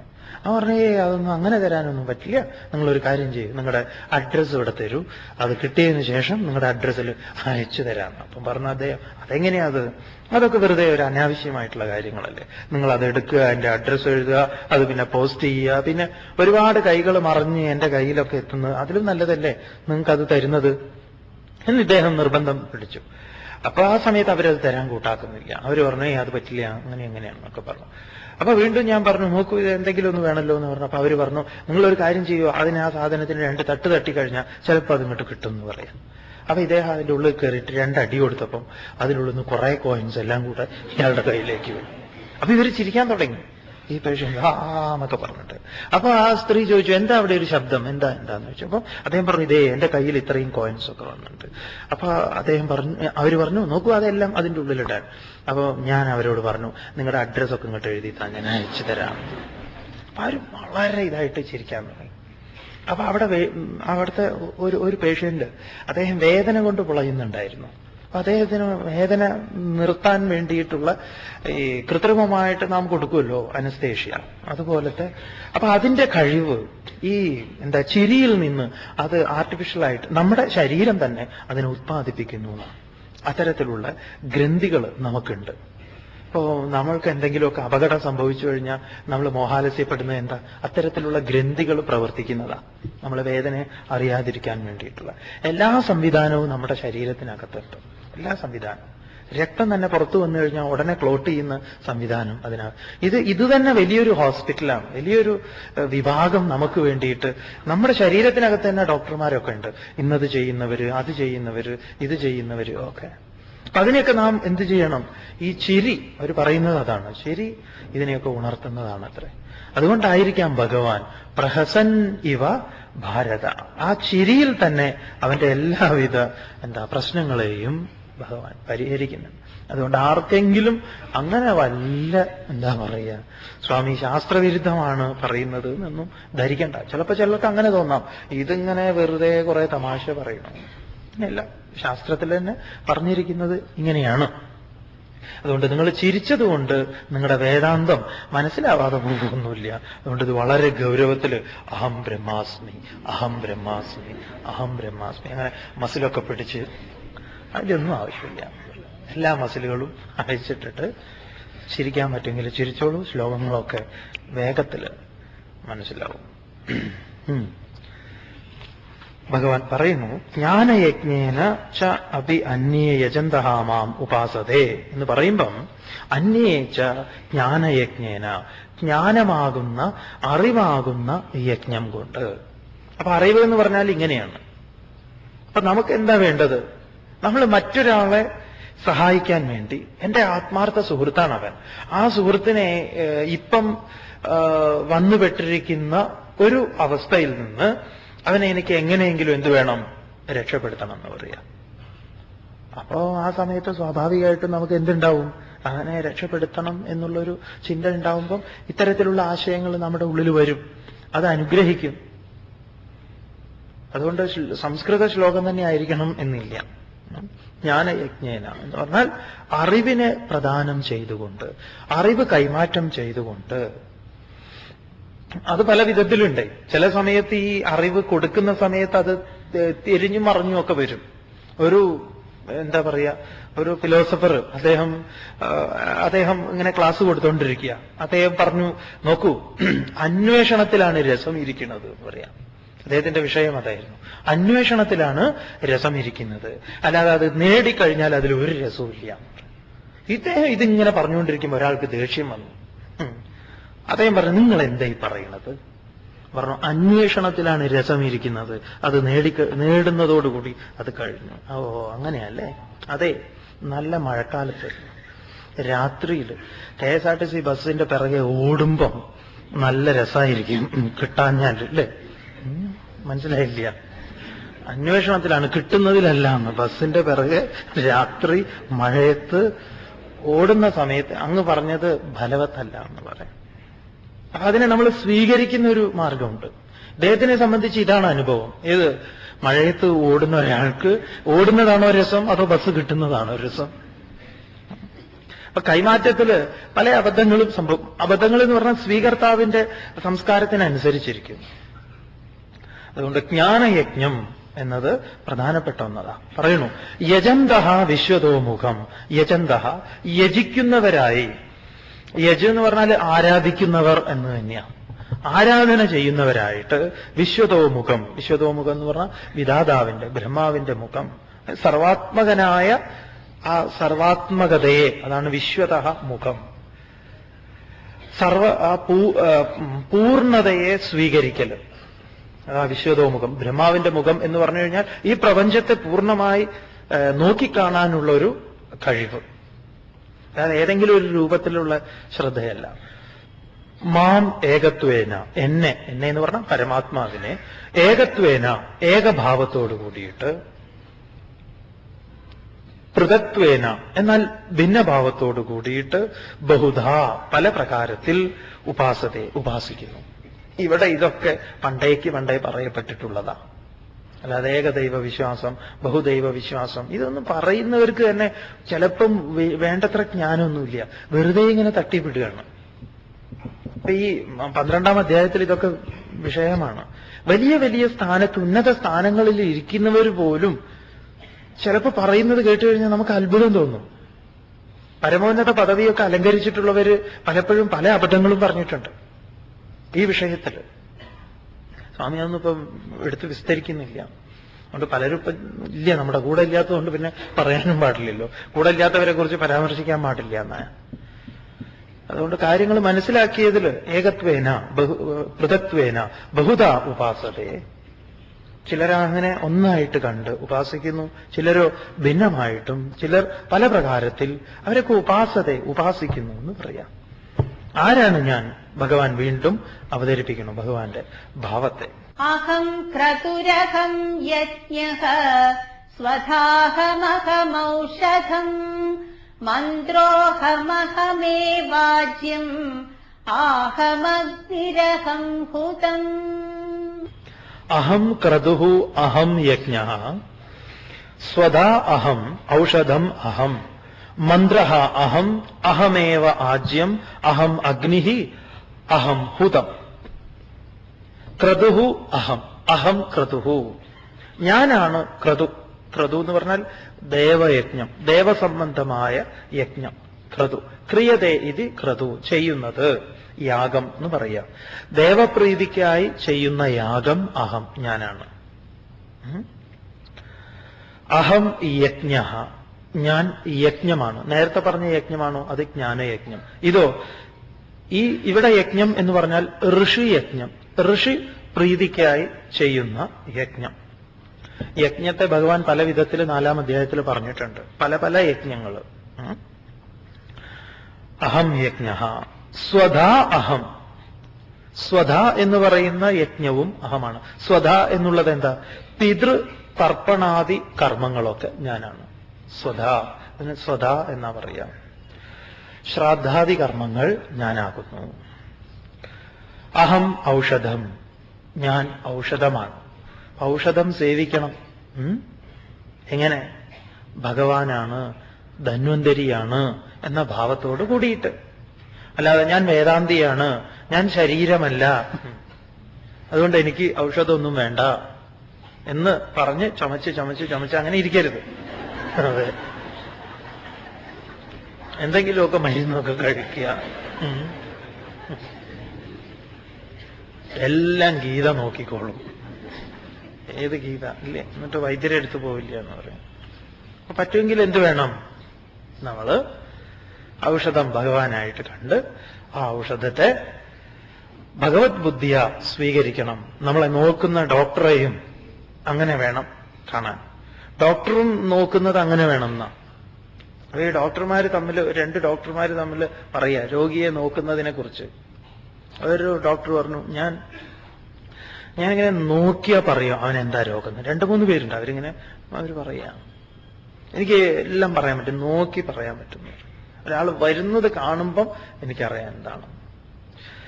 മറ്റേ ആൾ പറഞ്ഞു എനിക്ക് അങ്ങനെ പറ്റില്ല, പക്ഷെ ഞാൻ പൾസ് നോക്കിയാൽ പറയും, എല്ലാം ഞാൻ പറയും. അപ്പൊ മറ്റേ ആൾ പറഞ്ഞു ഞാൻ പേഴ്സ് നോക്കി പറയും, എല്ലാം പറയും. നോക്കിയിട്ട് ഞാൻ എല്ലാം പറയും. ഡോക്ടർമാരോടൊക്കെ ക്ഷമാപണം നടത്തിയിട്ടാണ് ചെയ്യുന്നത്.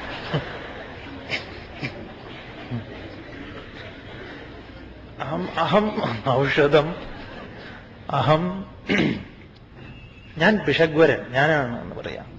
ദക്ഷിണാമൂർത്തി ഞാനാണ്. അപ്പൊ നാം സമീപിക്കുന്ന വൈദ്യരെന്ന് പറഞ്ഞു കഴിഞ്ഞാൽ ആയുർവേദത്തിലെ ഇത് മാത്രമല്ല, ഹോമിയോപ്പതി ആണെങ്കിലും അലോപ്പതി ആണെങ്കിലും ആരെയാണോ നമ്മൾ സമീപിക്കുന്നത് അദ്ദേഹം എന്താ പറയാ, ഈ ധന്വന്തരിയാണ് എന്ന് പറയാം. ധന്വന്തരി മൂർത്തിയായിട്ട് വേണം നമ്മൾ അദ്ദേഹത്തെ കാണാൻ. ആ ശ്രദ്ധയോട് കൂടിയിട്ട് വേണം. അത് അലോപ്പതിയാണ്, ഏത് മരുന്നാണെങ്കിലും അത് സേവിക്കുന്നതിന് മുൻപ് ഇത് ഭഗവാനാണ് എന്ന ഭാവത്തോടു കൂടി സേവിക്കണം. ഞാൻ ഭിഷഗ്വരൻ, ഞാനാണ് എന്ന് പറയാം. ദക്ഷിണാമൂർത്തി ഞാനാണ്. അപ്പൊ നാം സമീപിക്കുന്ന വൈദ്യരെന്ന് പറഞ്ഞു കഴിഞ്ഞാൽ ആയുർവേദത്തിലെ ഇത് മാത്രമല്ല, ഹോമിയോപ്പതി ആണെങ്കിലും അലോപ്പതി ആണെങ്കിലും ആരെയാണോ നമ്മൾ സമീപിക്കുന്നത് അദ്ദേഹം എന്താ പറയാ, ഈ ധന്വന്തരിയാണ് എന്ന് പറയാം. ധന്വന്തരി മൂർത്തിയായിട്ട് വേണം നമ്മൾ അദ്ദേഹത്തെ കാണാൻ. ആ ശ്രദ്ധയോട് കൂടിയിട്ട് വേണം. അത് അലോപ്പതിയാണ്, ഏത് മരുന്നാണെങ്കിലും അത് സേവിക്കുന്നതിന് മുൻപ് ഇത് ഭഗവാനാണ് എന്ന ഭാവത്തോടു കൂടി സേവിക്കണം. അങ്ങനെ സേവിച്ചു കഴിഞ്ഞാൽ രക്ഷപ്പെടും. ചിലപ്പോൾ ഒരു ഉറക്കുകുളിക മതിയേ അതിൽ രക്ഷപ്പെടുന്ന.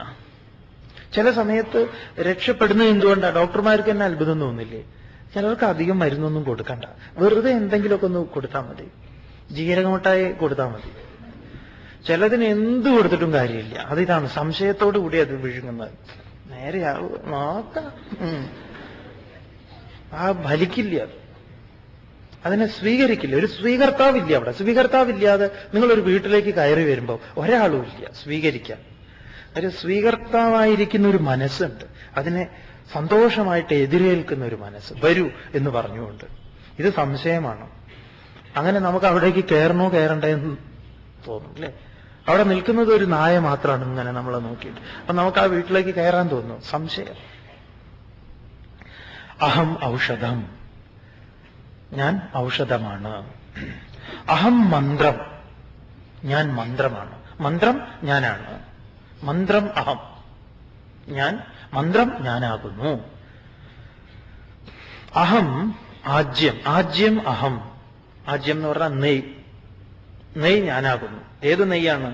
വീട്ടിലെ നെയ്യൊക്കെ ഉണ്ടാക്കുന്ന നെയ്യും അതെ. പിന്നെ ഹോമാദികൾക്ക് ഉപയോഗിക്കുന്ന, ഇവിടെ ഹവിസായി ഏതൊന്നാണോ അഗ്നി കുണ്ഡത്തിലേക്ക് അർപ്പിക്കുന്നത് അത് ഞാനാണ്. ബ്രഹ്മാർപ്പണം, ബ്രഹ്മഹവി, ബ്രഹ്മാഗ്നോ ബ്രഹ്മണാഹുതം ഭഗവാൻ പറഞ്ഞിട്ടുണ്ട്. അതുകൊണ്ട് ആജ്യം അഹം, നെയ് ഞാനാകുന്നു. അഗ്നിഹി അഹം, അഗ്നിയും ഞാൻ തന്നെ. അതുകൊണ്ട് അഗ്നിമീളെ പുരോഹിതം, അല്ലയോ അഗ്നേ, അങ്ങാണ് പുരോഹിതൻ. ഈ അഗ്നിയോടൊക്കെ നമുക്ക് ആ ഭഗവത് സമീപനം നന്നായി തോന്നട്ടെ. അങ്ങനെയാണെങ്കിൽ നിങ്ങളല്ലേ, അമ്മമാരല്ലേ ഏറ്റവും കൂടുതൽ അഗ്നിയുമായിട്ട് അടുത്ത് കഴിയുന്നവരില്ലേ?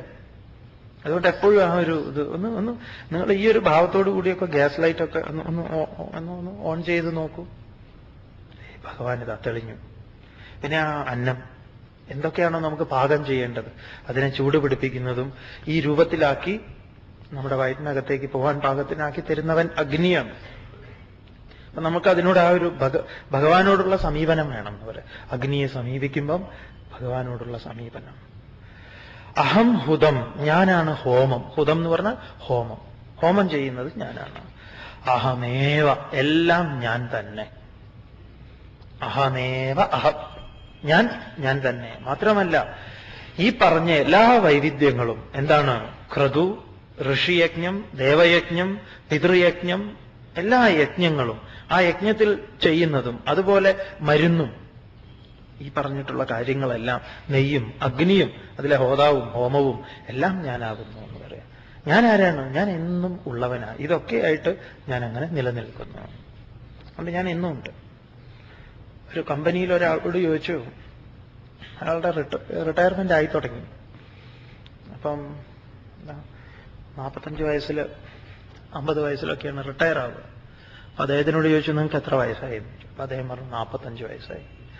എത്ര വർഷത്തെ സർവീസ് ഉണ്ട്? 50 വർഷത്തെ. അതെങ്ങനെയാണ്? 45 വയസ്സായ ആൾക്ക് 50 വർഷത്തെ സർവീസ് ഉണ്ടാകുന്നു. അപ്പൊ നിങ്ങൾ എത്ര വയസ്സിലാണ് കമ്പനിയിൽ ജോയിൻ ചെയ്തത്? 18 വയസ്സിൽ. അപ്പൊ 18 വയസ്സിൽ ജോയിൻ ചെയ്തത് നിങ്ങൾക്ക് ഇങ്ങനെ ഇത്ര വർഷം ഉണ്ടാവും. സാറേ, അന്ന് മുതൽ ഇവിടെ ഓവർ ടൈമും ഉണ്ടായിരുന്നു, അന്ന് മുതൽ ഞാൻ ഓവർ ടൈമും ഈ കമ്പനിയിൽ ഉണ്ടായിരുന്നു എന്ന് പറയും. എന്നതുപോലെ ഭഗവാൻ എന്താ എല്ലാറ്റിലും അധികരിച്ച് നിൽക്കുന്ന. നമുക്ക് തോന്നും ഇതെന്താ ഇത് ഇങ്ങനെയാണ്. ഒരു 45 വയസ്സായ ആൾക്ക് 50 വർഷത്തെ സർവീസ് എങ്ങനെയാ കിട്ടുക എന്ന് കേൾക്കുമ്പോൾ നമുക്കൊരു അത്ഭുതം ഉണ്ടാവില്ല. അതുപോലെയാണ് ഭഗവാൻ എന്തായി നിൽക്കുന്നത്, അധികരിച്ച് അതായത് ഈ ഒന്നിനെ ആശ്രയിച്ച് എല്ലാറ്റിനും ഉപരിയായി അത് നിലകൊള്ളുന്നു എന്നാണ്. ഇന്നതെന്ന് പറയാതെ എല്ലാറ്റിനെയും കടന്നു നിന്നുകൊണ്ട് ഭഗവാൻ അതായി നിലകൊള്ളുന്നു എന്ന് നമുക്ക് ബോധിപ്പിച്ചു തരികയാണ്.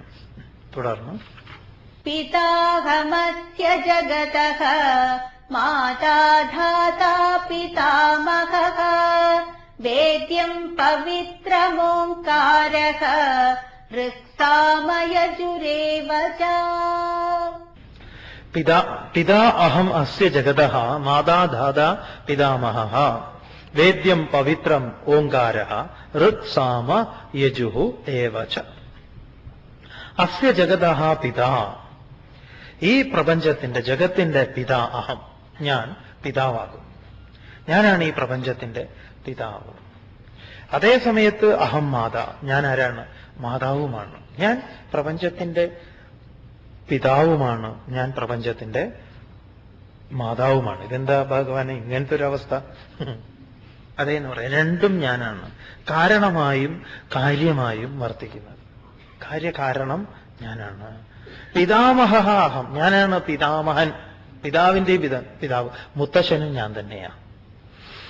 ദാതാ, ഞാനാണ് ഇതിന്റെ ദാതാവ്, ഇതിനെല്ലാം വഹിച്ചിരിക്കുന്നവൻ. ദദാതി, ധരിക്കുന്നവൻ എന്ന് പറയാം. വേദ്യം പവിത്രം ഓംകാരഃ അഹം, ഞാനാണ് വേദ്യം, അറിയേണ്ടവൻ ഞാനാണ്. ഈ വിശ്വത്തില് അറിയേണ്ടതായി എന്തെങ്കിലും ഉണ്ട് എങ്കിൽ അത് ഞാനാണ്.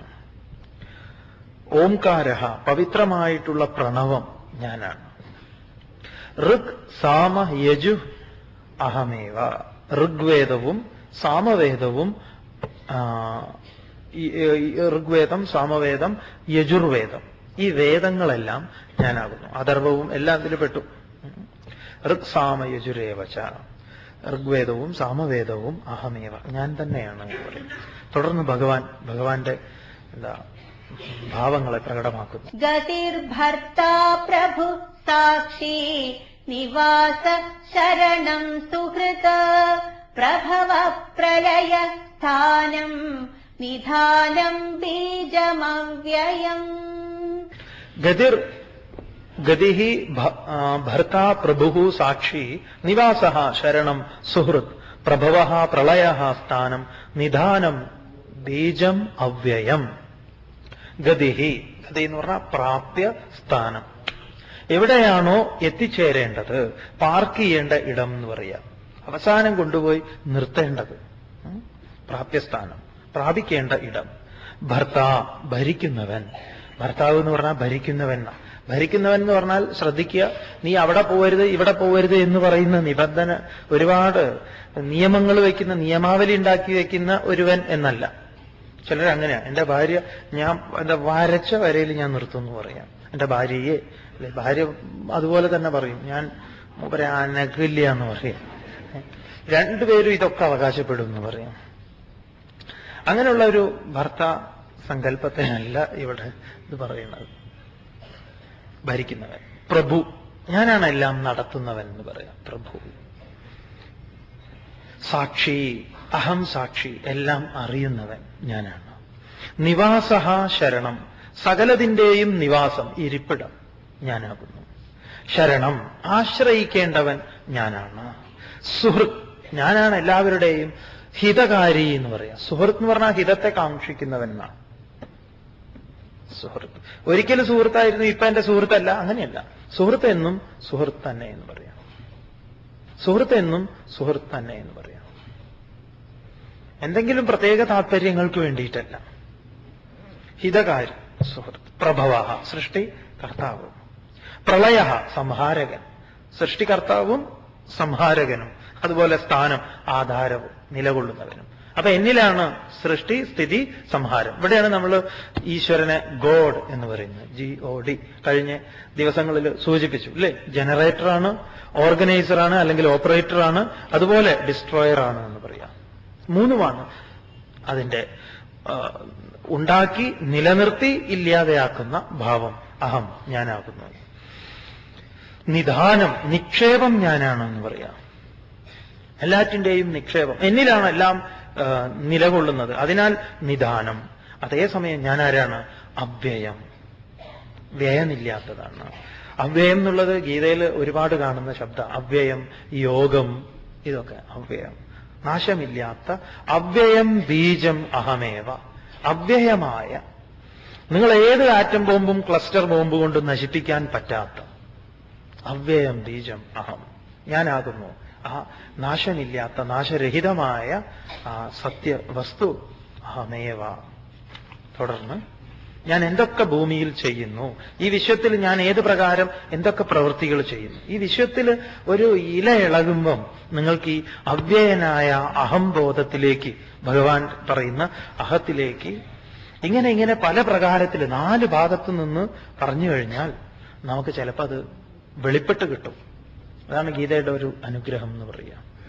അതുകൊണ്ട് ഭഗവാൻ പറയുന്നു, എങ്ങനെയാണ് ഞാൻ വീണ്ടും എന്റെ അനുഗ്രഹം ഈ പ്രപഞ്ചത്തിൽ ഏത് പ്രകാരത്തിൽ വർഷിക്കുന്നു എന്ന് പറയുന്നു. തപാമ്യഹമഹം വർഷം നിഗൃഹ്ണാമ്യുത്സൃജാമി ച അമൃതം ചൈവ മൃത്യുശ്ച സദസച്ചാഹമർജുന. തപാമി അഹം വർഷം നിഗൃഹ്ണാമി ഉത്സൃജാമി ച അമൃതം ച ഏവ മൃത്യുഃ ച സത് സച്ച സത് അസത് ച അഹം. ഹേ അർജുന, അർജുന അല്ലയോ അർജുന, അഹം തപാമി, അഹം ഞാൻ തപിപ്പിക്കുന്നു. എന്തിനെ തപിപ്പിക്കുന്നു? തപിപ്പിക്കുക എന്ന് പറഞ്ഞാൽ ഈ ഭൂമിയെ വേനലുണ്ടാക്കുന്നു. എന്തിനാ ഞാൻ വേനലുണ്ടാക്കുന്നത്? ഭഗവാൻ പറയുന്നു, അഹം വർഷം ഉത്സൃജാമി, ഞാൻ വർഷത്തെ ഉണ്ടാക്കുന്നതിന്. അപ്പൊ മഴയെ ഉണ്ടാക്കുന്നതിനാണ് ഭഗവാൻ എന്ത് ചെയ്യുന്നത്? വേനലിനെ ഉണ്ടാക്കുന്നത്. അപ്പൊ വേനലുണ്ടാക്കി ഭൂമിയെ തപിപ്പിച്ച് ഈ ഭൂമിയിലെ ജലകണങ്ങളെ മുഴുവൻ നീരാവിയാക്കി അതിനെ ഒരു പ്രോസസ്സിന്, ഒരു പ്രത്യേക ഒരു വിധത്തിൽ അതിനെ വിധേയമാക്കും, മറ്റൊരു കാര്യത്തിനായിക്കൊണ്ട്. അത് ചെയ്യുന്നത് ഞാനാണ്. എന്നിട്ട് അഹം വർഷം ഉത്സൃജാമി, ഞാൻ മഴയെ പെയ്യിക്കുന്നു. അപ്പൊ വേനൽ ഞാൻ ഉണ്ടാക്കുന്നു, പിന്നീട് ഞാൻ എന്ത് ചെയ്യുന്നു? മഴയായി പെയ്യുന്നു. അപ്പൊ ഈശ്വരനെ അറിയേണ്ടത് എങ്ങനെയാണെന്നാ ഇതാണ് ഈ ഗീതയുടെ സൗന്ദര്യം. ശരിക്ക് നിങ്ങളോട് പറയട്ടെ, നമ്മൾ കുറെ കിതാബുകൾ നോക്കിയിട്ടുണ്ട്. ഇത്ര സുന്ദരമായി ഈ കാര്യം പറഞ്ഞിട്ട് വേറെ ഏതെങ്കിലും ഒരു കിതാബ് ഈ ദുനിയാവിൽ ഉണ്ടെങ്കിൽ നിങ്ങൾ കൊണ്ടുവന്ന സ്വാമി അപ്പത് അഴിച്ചു വെക്കാൻ തയ്യാറാണ് ശരിക്കും. എന്നിട്ട് നിങ്ങൾ തരുന്ന കള്ളിമുണ്ടൊടുത്ത് ഈ തെരുവിലൂടെ നടക്കാം, നിങ്ങളെ വെല്ലുവിളിക്കുക സ്വാമി.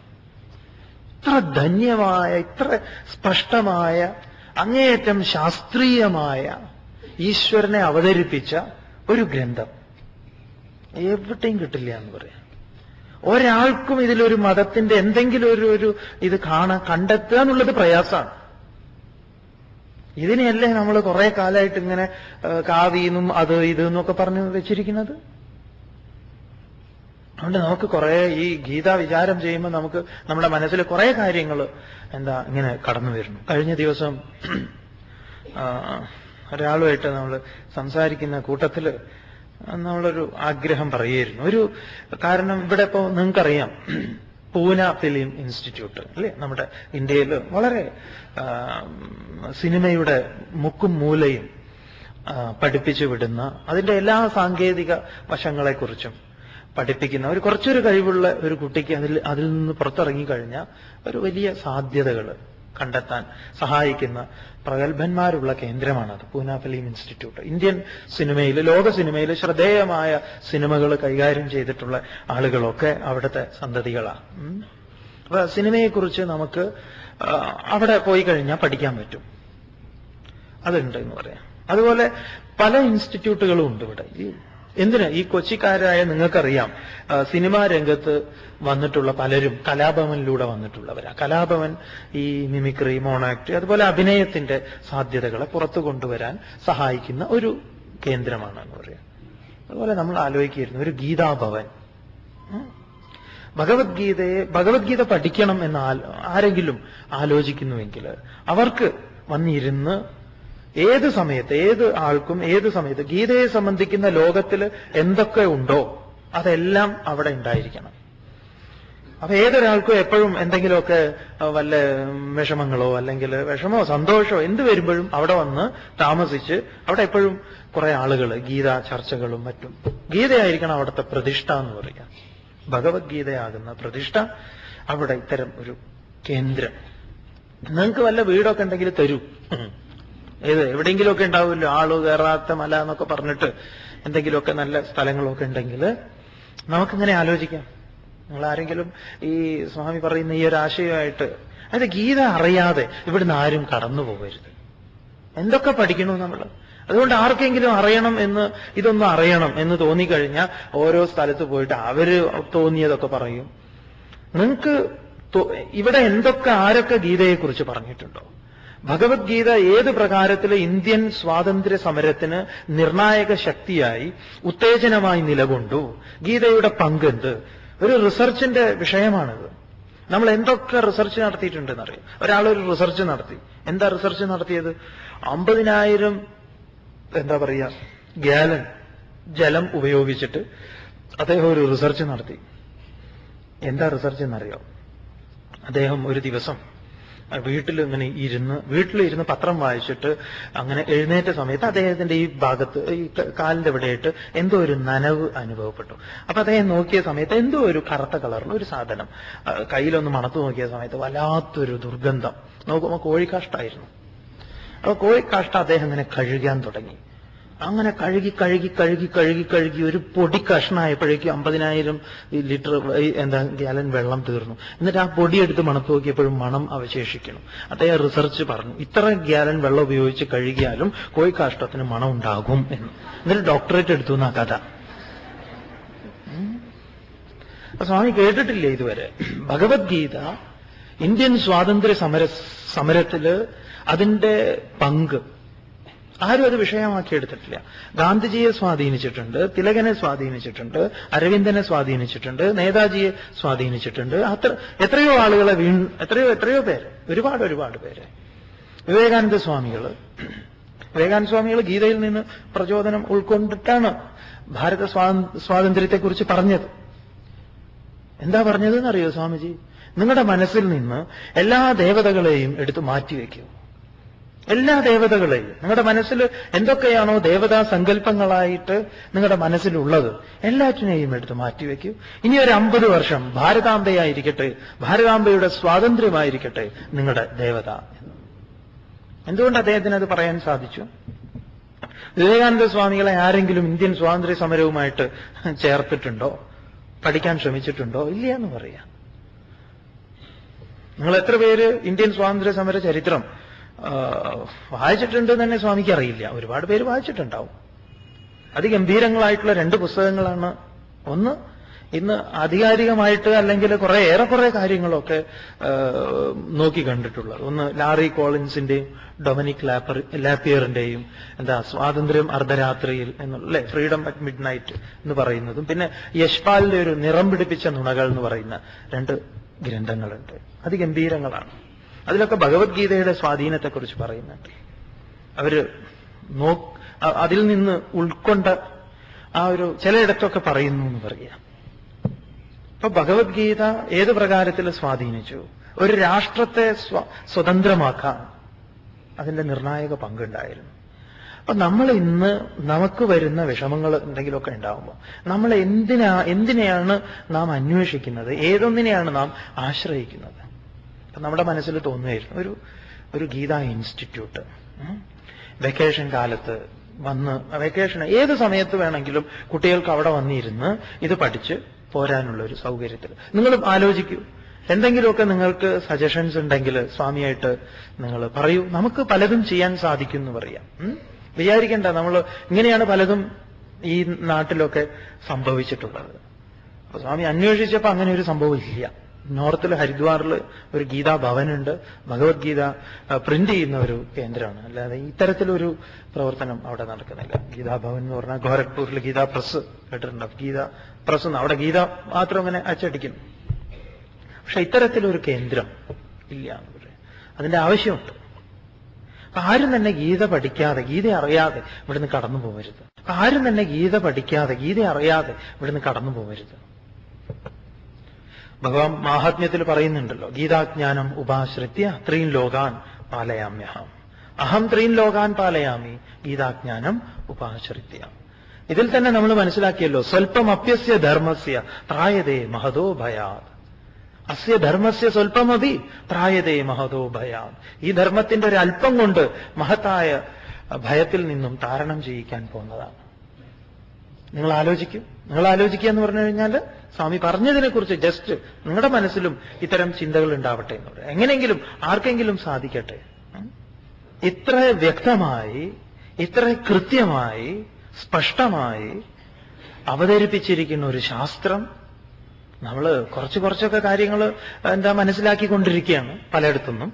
പക്ഷെ ഇത്രയും കൃത്യമായി ഒരു തരത്തിലുള്ള മിസ്ഗൈഡ് ചെയ്യാതെ എല്ലാവരെയും അനുഗ്രഹിക്കുന്ന, സമാശ്ലേഷിക്കുന്ന കരുത്തുറ്റ ശാസ്ത്രം ആണ് ഗീതയുടെ മഹത്വം. ഈ ശ്ലോകങ്ങളൊക്കെ കാണുന്ന സമയത്ത് നമുക്കതാ തോന്നുക. നിങ്ങൾ എവിടെ ഇരിക്കുന്നു അവിടെ ഇരുന്നുകൊണ്ട്, എന്ത് ചെയ്യുന്നു അത് ചെയ്തുകൊണ്ട്, കാഴ്ചപ്പാടിൽ ചെറിയൊരു മാറ്റം, ഈ വഴിക്കൊന്ന് നോക്കിക്കൂടെ എന്നൊരപേക്ഷ മാത്രം. അങ്ങനെ ചെയ്യരുതെന്നൊന്നും പറയുന്നില്ല, ഒരപേക്ഷ. ഇതും കൂടെ ഒന്ന് പരിശ്രമിക്കൂ എന്ന്. അത്രയും വിനയാന്വിതമായിട്ടുള്ളൊരു സമീപനം. അരുതുകൾ ഇവിടെ ഇല്ല. അങ്ങനെ ചെയ്യരുത്, ഇങ്ങനെ ചെയ്യണം, അതൊന്നുമില്ല എന്ന് പറയാം. അർജുന അഹം തപാമി അഹം വർഷം ഉത്സൃജാമി. ഞാനാണ് വെയിലായി വേനലായി ഭവിക്കുന്നത്. എന്തിനായിക്കൊണ്ട്? അഹം വർഷം ഉത്സൃജാമി. നീ അറിഞ്ഞുകൊള്ളുക, ഞാനിതാ വർഷമായി ഉടനെ വരും എന്ന്. നിഗൃഹ്ണാമി, ഞാൻ അതിനെ നിഗ്രഹിക്കുകയും ചെയ്യുന്നു, അതിനെ ഇല്ലാതെയാക്കുകയും ചെയ്യുന്നു. അമൃതം ച മൃത്യുഹൂച്ച, ഞാൻ എന്താണ്? അമൃതം. അമൃതം എന്ന് പറഞ്ഞാൽ മരണമില്ലാത്തത്. നമൃതം. അതേ സമയത്ത് മൃത്യുഹു, മരണവും. ഏതിനെയാണോ ഞാൻ ഇല്ലാതെയാക്കുന്നത് അത് ഞാനാണ്. എന്തെങ്കിലും ഇവിടുന്ന് ഇല്ലാതെയാകുന്നുവെങ്കിൽ ആ ഒരു പ്രക്രിയ അഹം, ഞാനാകുന്നു. സത് അസത്, ഉണ്മയും ഇല്ലായ്മയും. എന്തുണ്ടോ അത് ഞാൻ, എന്തില്ലയോ അത് ഞാൻ. അസത് സത് അഹമേവ, ഞാൻ തന്നെ. ഞാനാണ് ഈ കാണുന്നതൊക്കെ എന്ന് പറയാം. അതുകൊണ്ട് ഞാനിവിടെ സ്ഥിരനാണ്. ഭഗവാൻ പറയുന്നത് അതാ, ഞാൻ സ്ഥിരമാണ്. നിങ്ങളൊക്കെ മാറിക്കഴിഞ്ഞാലും ഞാൻ സ്ഥിരമാണ്. മാറുന്നത് എന്താണ്? മാറുന്നതൊന്നും ഞാനല്ല. ഇനിയിപ്പോ ഇവിടെ പറയുന്നത് എന്താണെന്നറിയോ? അതും ഞാൻ തന്നെയാണ്. എല്ലാം ഞാനാണ്. കോടതിയിൽ കേസ് സ്ഥിരം കുറ്റവാളിയുണ്ട്, സ്ഥിരം ഇങ്ങനെ വന്നുകൊണ്ടിരിക്കുക. അപ്പം ഇദ്ദേഹം പറഞ്ഞു, മജിസ്ട്രേറ്റ് പറഞ്ഞു, ഇനി തന്നെ ഇവിടെ ഞാൻ കാണരുത്. ഇത് എന്താ, എനിക്കിങ്ങനെ നിന്റെ ഇത് തന്നെ പറഞ്ഞിട്ട് മതി, ഇനി നീ ഇവിടെ വരാൻ ഇടയാവരുത് എന്ന് പറയാം. അപ്പൊ ഈ സ്ഥിരം വിദ്വാൻ പറയാനുള്ളൂ, അതെന്താ സാറ് റിട്ടയർ ആവുകയാണോ എന്ന്. കാരണം ഞാൻ സ്ഥിരമായി, ഇനി ഞാൻ വരും എന്ന് പറയാം. അങ്ങ് റിട്ടയർ ആയിട്ട് പോയാലും ഞാൻ വരും. അപ്പൊ ഭഗവാന് റിട്ടയർമെന്റ് ഇല്ല എന്ന് പറയാം. അഹം സ്ഥിര, ഞാൻ സ്ഥിരമാണ്. അപ്പൊ സ്ഥിരമായതിനെ നമ്മൾ സമീപിക്കൂ. ഇത് തന്നെയാ ഭഗവാന് ഓരോരോ പ്രകാരത്തില് നമ്മളോട് പറയാനുള്ളത്. തുടർന്ന് ത്രൈവിദ്യാമാം സോമപാപൂതപാപാഃ യജ്ഞൈരിഷ്ട്വാ സ്വർഗതിം പ്രാർത്ഥയന്തെ തേ പുണ്യമാസാദ്യ സുരേന്ദ്രലോകം അശ്നന്തി ദിവ്യാൻ ദിവി ദേവഭോഗാൻ. അപ്പൊ ത്രൈവിദ്യാഹ, വേദങ്ങൾ അറിയുന്ന, വേദം മനനം ചെയ്തിട്ടുള്ള, ആളുകള് സോമപാഹ, സോമത്തെ പാനം ചെയ്തിട്ടുള്ള സോമരസം, യജ്ഞത്തിന്റെ ശിഷ്ടമായി കിട്ടുന്ന സോമരസം. അതിനെ എന്താ പല നിഘണ്ടുവിലോ അല്ല മറ്റു പലതിലൊക്കെ കഞ്ചാവ് കലക്കിയത് വെള്ളം എന്നൊക്കെ പറഞ്ഞിട്ടുണ്ട്. എന്തോ ആവട്ടെ, യജ്ഞ ശിഷ്ടം അത് ഒരു ലഹരി ഒക്കെ ആയിട്ട് വിശേഷിപ്പിച്ചിട്ടുണ്ട് പലരും. കഞ്ചാവ് ഇടിച്ചു പിഴിഞ്ഞ് അതിന്റെ ഇതാണ് എന്നൊക്കെ. അതാണത്രേ പരമശിവൻ ഇങ്ങനെ കുടിച്ച് ഇങ്ങനെ ഏതു നേരെ ഇരിക്കുന്നത്. ഇവര് ഇടയ്ക്കിടയ്ക്ക് കൊണ്ടു കൊടുക്കുന്നുണ്ട് എന്ന മട്ടിലാണ് ഇത് പറയാറ്. ഇത് പറയുന്ന എഴുതുന്ന ആളുകളൊക്കെ നേരിട്ടത് പരമശിവനെ ഇടിച്ചു പിഴിഞ്ഞു കൊടുത്തതുപോലെയാണ്. സ്വന്തം അമ്മൂമ്മ വീട്ടിലിരിക്കുമ്പോൾ ഒന്ന് വെറ്റിലടക്കം ഇടിക്കാൻ ചോദിച്ചു കഴിഞ്ഞാൽ സമ്മതിക്കില്ല, അല്ലെങ്കിൽ എന്താ പറയാ അത് ചെയ്തു കൊടുക്കില്ല. ഇയാള് ഗവേഷണം നടത്തുക. യജ്ഞൈഹി, യാഗങ്ങളെ കൊണ്ട് മാം ഇഷ്ടുവ, എന്നെ യജിച്ചിട്ട് പൂജിച്ചിട്ട് സ്വർഗതിം പ്രാർത്ഥയന്തേ, സ്വർഗപ്രാപ്തിക്കായി അവര് പ്രാർത്ഥിക്കുന്നു. ചില ആളുകൾ അവരെന്താ ചെയ്യുന്നത്? ഇങ്ങനെയൊക്കെ എന്നെ പ്രാർത്ഥിക്കുന്നു. തേ പുണ്യം, അവരുടെ പുണ്യകർമ്മങ്ങൾ, പുണ്യ കർമ്മഫലമായിട്ടുള്ള ആ പുണ്യം സുരേന്ദ്രലോകം ആസാദ്യ, സുരേന്ദ്രം എന്ന് പറഞ്ഞാൽ ഇന്ദ്രന്റെ ലോകത്തെ ആസാദ്യ പ്രാപിച്ചിട്ട് ദിവി ദിവ്യാൻ ദേവഭോഗാൻ അശ്നന്തി. ദിവി എന്ന് പറഞ്ഞാൽ സ്വർഗത്തില് ദിവ്യാൻ, ദിവ്യങ്ങളായ അതിവിശിഷ്ടങ്ങളായ ദേവഭോഗാൻ, ഭോഗങ്ങളെ, ദേവന്മാർക്ക് മാത്രം ലഭ്യമായിട്ടുള്ള പല പല ഭോഗങ്ങളും അവിടെ ചെന്ന് കഴിഞ്ഞാൽ വിശേഷപ്പെട്ട ഐസ്ക്രീമുകളും പിന്നെ അതുപോലെ പാനീയങ്ങളും മറ്റു പലതും ഇവിടെയൊന്നും കിട്ടാത്തതാണെന്ന് പറയാം.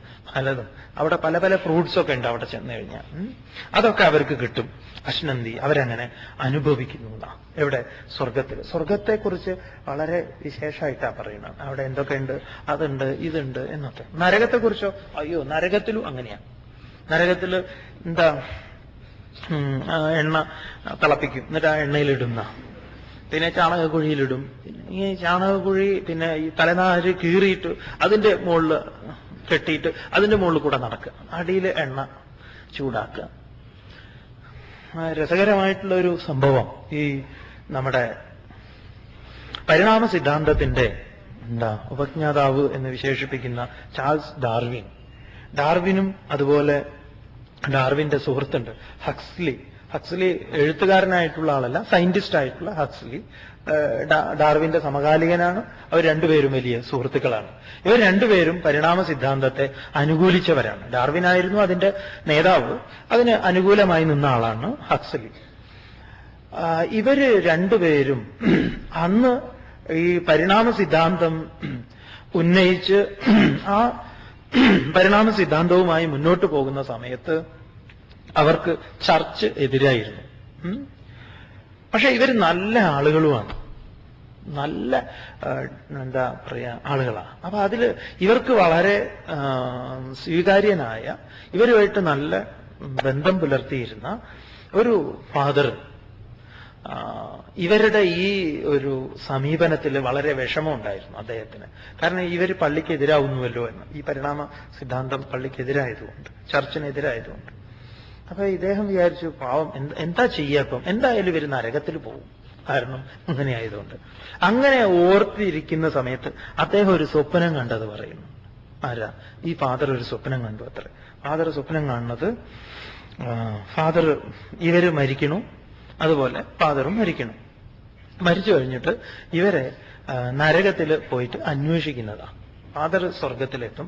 സ്വർഗത്തിൽ നിന്ന് ഫാദർ ദൈവത്തിനോട് പറയും, എനിക്ക് എങ്ങനെയെങ്കിലും ഇവരെ ഒന്ന് കാണണമെന്നുണ്ട്, അവരെ ഒന്ന് ഞാൻ അവിടുന്ന് ഉദ്ധരിച്ച് ഇങ്ങോട്ട് കൊണ്ടുവരാം എന്നൊക്കെ പറഞ്ഞ് അദ്ദേഹം അവിടുന്ന് സ്പെഷ്യൽ പെർമിഷനൊക്കെ എടുക്കും. അവിടുന്ന് അങ്ങനെ ഒരാൾക്ക്, സ്വർഗത്തിൽ പോയ ഒരാൾക്ക് പെട്ടെന്ന് നരകത്തിലേക്കൊന്നും വരാൻ പറ്റില്ല. പിന്നെ ഇദ്ദേഹം അങ്ങനെയൊക്കെ സ്വാധീനമൊക്കെ ഉപയോഗിച്ച് അവിടുന്ന് ഒരു ടിക്കറ്റ് എടുത്ത് ട്രെയിനിനാണ് വരുന്നത്. സ്വപ്നമായതുകൊണ്ട് ചോദ്യമില്ല, ട്രെയിനിൽ വന്നതാണ്. അങ്ങനെ ട്രെയിനിൽ വന്നിട്ട് ഓരോരോ സ്റ്റേഷനിലെത്തി. 1-ാം നഗരം, 2-ാം നഗരം, 3-ാം നഗരം, അങ്ങനെ അവസാനത്തെ ഈ നരകത്തെന്ന് പറഞ്ഞു, ഇതാ ഇവിടെ എത്തി, ഇനി അങ്ങോട്ടേക്ക് ഇതില്ല, ഇറങ്ങിക്കൊള്ളാൻ പറഞ്ഞു. അങ്ങനെ അവരിറങ്ങി. അദ്ദേഹം ഇറങ്ങി അദ്ദേഹം നോക്കിയ സമയത്ത് അദ്ദേഹത്തിന് സംശയമായി, ഇത് നരകമാണോ? കാരണം അത് വളരെ ഈ പറഞ്ഞ ചാണകക്കുഴിയും ഇതൊന്നും കാണാനില്ല, എല്ലാം നല്ല ഉദ്യാനങ്ങളും അതുമൊക്കെ. പക്ഷെ ഈ ഹക്സ്ലിയെ പോലെ ഒരാളെ, മുഖപരിചയമുള്ള ഒരാളെ കണ്ടു. അപ്പൊ അദ്ദേഹം പേര് വിളിച്ചു. അപ്പൊ ചോദിച്ചു, നിങ്ങളാണല്ലോ. അതെ. എങ്ങനെ, എന്താ ഇവിടെ, ഡാർവിൻ അവിടെ ഒരു ഇത് നടത്തിക്കൊണ്ടിരിക്കുക, ഒരു കായ വറുത്തത്, അദ്ദേഹം ചിപ്സ് കട നടത്തുക. എന്താ അവിടെ ഇങ്ങനെ ഇദ്ദേഹം ഈ തിളച്ച എണ്ണ ഇങ്ങനെ ഈ ചിപ്സ് ഇങ്ങനെ കോരി ഇതിങ്ങനെ കണ്ടിട്ടുണ്ടോ നിങ്ങൾ? ചിപ്സ് കട മൂപ്പര് ഇതൊക്കെ വശാക്കി കഴിഞ്ഞു, ബിസിനസ് ആക്കി കഴിഞ്ഞു പറയാം. പിന്നെയോ, നിങ്ങൾ എന്താ ഇവിടെ ചെയ്തിരിക്കുന്നത്? അതെ, ഞങ്ങളെ ചാണകക്കുഴിയിലിട്ട സമയത്ത് തന്നെ ഞങ്ങള് ഈ ചാണകത്തിൽ നിന്ന് തട്ടിപ്പടഞ്ഞ് അതിലേക്ക് വീണു. ഇങ്ങനെ കുറെ കാര്യങ്ങളൊക്കെ പറയുന്നു. ചുരുക്കി പറഞ്ഞാൽ ചാണകവും മണ്ണും തമ്മിൽ ഞങ്ങൾ ചേർത്ത് കൃഷി തുടങ്ങി. ഇവിടെ ഒരുപാട് ചാണകക്കുഴികളാണ്. നോക്കുന്ന സമയത്ത് ഇങ്ങനെ ചാണകം വേറെ എവിടെയും കണ്ടിട്ടില്ല. ഈ ചാണകത്തെ ഉപയോഗിച്ച് അവരെന്തുണ്ടാക്കി? ആ നരകം എന്ന ഭൂമിയെ പറുദീസയാക്കി. ഒരുപാട് ഫലഭൂയിഷ്ടമായിട്ടുള്ള ഫലമൂലാദികളെ നട്ട് അവരവിടെ ഗംഭീരമാക്കി. ചുരുക്കി പറഞ്ഞാൽ നമ്മൾ പോയി കഴിഞ്ഞാൽ നമ്മുടെ ആ അറിവ് കൊണ്ട് എവിടെയാണോ നമ്മൾ ചെല്ലുന്നത് അവിടെ നമ്മൾ എന്തുണ്ടാക്കും? സ്വർഗത്തെ ഉണ്ടാക്കുന്നവർ. നമ്മളെ നരകത്ത് കൊണ്ടിടാൻ ആർക്കും സാധ്യമല്ല. നമ്മുടെ ആ അറിവ് കൊണ്ട് എവിടെയാണോ നമ്മൾ ചെല്ലുന്നത് അവിടെ നമ്മൾ എന്തുണ്ടാക്കും? സ്വർഗത്തെ ഉണ്ടാക്കുന്നവർ. നമ്മളെ നരകത്ത് കൊണ്ടിടാൻ ആർക്കും സാധ്യമല്ല. ഇവിടെ ഭഗവാൻ പറയുന്നത് ദിവ്യഭോഗാൻ, ഈ ദിവ്യങ്ങളായിട്ടുള്ള ഭോഗങ്ങളെ അനുഭവിച്ചിട്ട് അവനൊരു തിരിച്ചുവരവുണ്ട്. തിരിച്ചുവരവിനെ കുറിച്ചാണ് ഈ അടുത്ത ശ്ലോകവും രണ്ടും കൂടെ ചേർന്നിരിക്കുകയാണ്. നോക്കാം, നമുക്ക് രണ്ടും ഒരുമിച്ച് വേണം കാണാൻ. തേതം ഭുക്ത്വാ സ്വർഗലോകം വിശാലം ക്ഷീണേ പുണ്യേ മർത്യലോകം വിശന്തി ഏവം ത്രയീ ധർമ്മമനുപ്രപന്നാഃ ഗതാഗതം കാമകാമാ ലഭന്തെ. തേ തം ഭുക്ത്വാ സ്വർഗലോകം വിശാലം ക്ഷീണേ പുണ്യേ മർത്യലോകം വിശന്തി ഏവം ത്രയീ ധർമ്മം അനുപ്രപന്നാഃ ഗതാഗതം കാമകാമാ ലഭന്തേ. തേ അവർ, ആര്? ഈ സ്വർഗത്തിലെത്തിയിട്ടുള്ളവര്. വിശാലം സ്വർഗലോകം ഭുക്ത്വാ, ഈ വിശാലമായ സ്വർഗലോകത്തെ അനുഭവിച്ചിട്ട് പിന്നെന്താണ്? പുണ്യേ ക്ഷീണേ, ഇവരുടെ പുണ്യം ക്ഷയിക്കും എന്ന് പറയാം. എന്താവുന്നു? മർത്യലോകം വിശന്തി, വീണ്ടും മർത്യലോകത്തിലേക്ക്, മരണമുള്ള ലോകത്തിലേക്ക് പ്രവേശിക്കുന്നു. എങ്ങനെയാ? നമ്മൾ വിസിറ്റിംഗ് വിസ എടുത്തിട്ട് ഗൾഫിൽ പോയി കഴിഞ്ഞാൽ ക്ഷീണേ വിസേ വീണ്ടും സ്വദേശം വിശന്തി എന്ന് പറയാം. അവിടെ അതിന്റെ സമയം കഴിഞ്ഞാൽ പിന്നെ ഇങ്ങോട്ടേക്ക് തിരിച്ചു വരണം. അതാണ് നമ്മൾ വിചാരിക്കും ഇങ്ങനെയാണ് കാര്യം. ഒരിക്കലും ഒരാള് വീട്ടിലെ ഭാര്യ വീട്ടിലില്ല, അവരുടെ വീട്ടിലേക്ക് പോയതാ എന്തോ ഒരു ആവശ്യത്തിന്. അപ്പൊ പോകുന്ന സമയത്ത് ചോദിച്ചു, നോക്കൂ, ഞാൻ പോയി കഴിഞ്ഞാൽ നിങ്ങൾക്ക് വിഷമാവുമെന്ന്. അപ്പൊ പറയേ, നീ പോയാലാ സ്വസ്ഥത എന്ന്. തമാശയൊക്കെ അങ്ങനെ പറയുമെങ്കിലും പക്ഷെ അവർക്കത് ഇഷ്ടമല്ല എന്ന് പറയും. അവരങ്ങനെ കേൾക്കുമ്പം നിങ്ങൾ അങ്ങനെയൊന്നും പറയരുത്. അങ്ങനെ പറയുന്നവരുണ്ടെങ്കിൽ അങ്ങനെ പറയാൻ പാടില്ല. തമാശയിൽ പോലും പറയാൻ പാടില്ല എന്നാ. തമാശയിൽ തന്നെ അങ്ങനെ പറഞ്ഞാൽ അവർക്ക് അല്ലേ വിഷമല്ലേ നിങ്ങൾക്കത്? അതെ, വിഷമാണ്.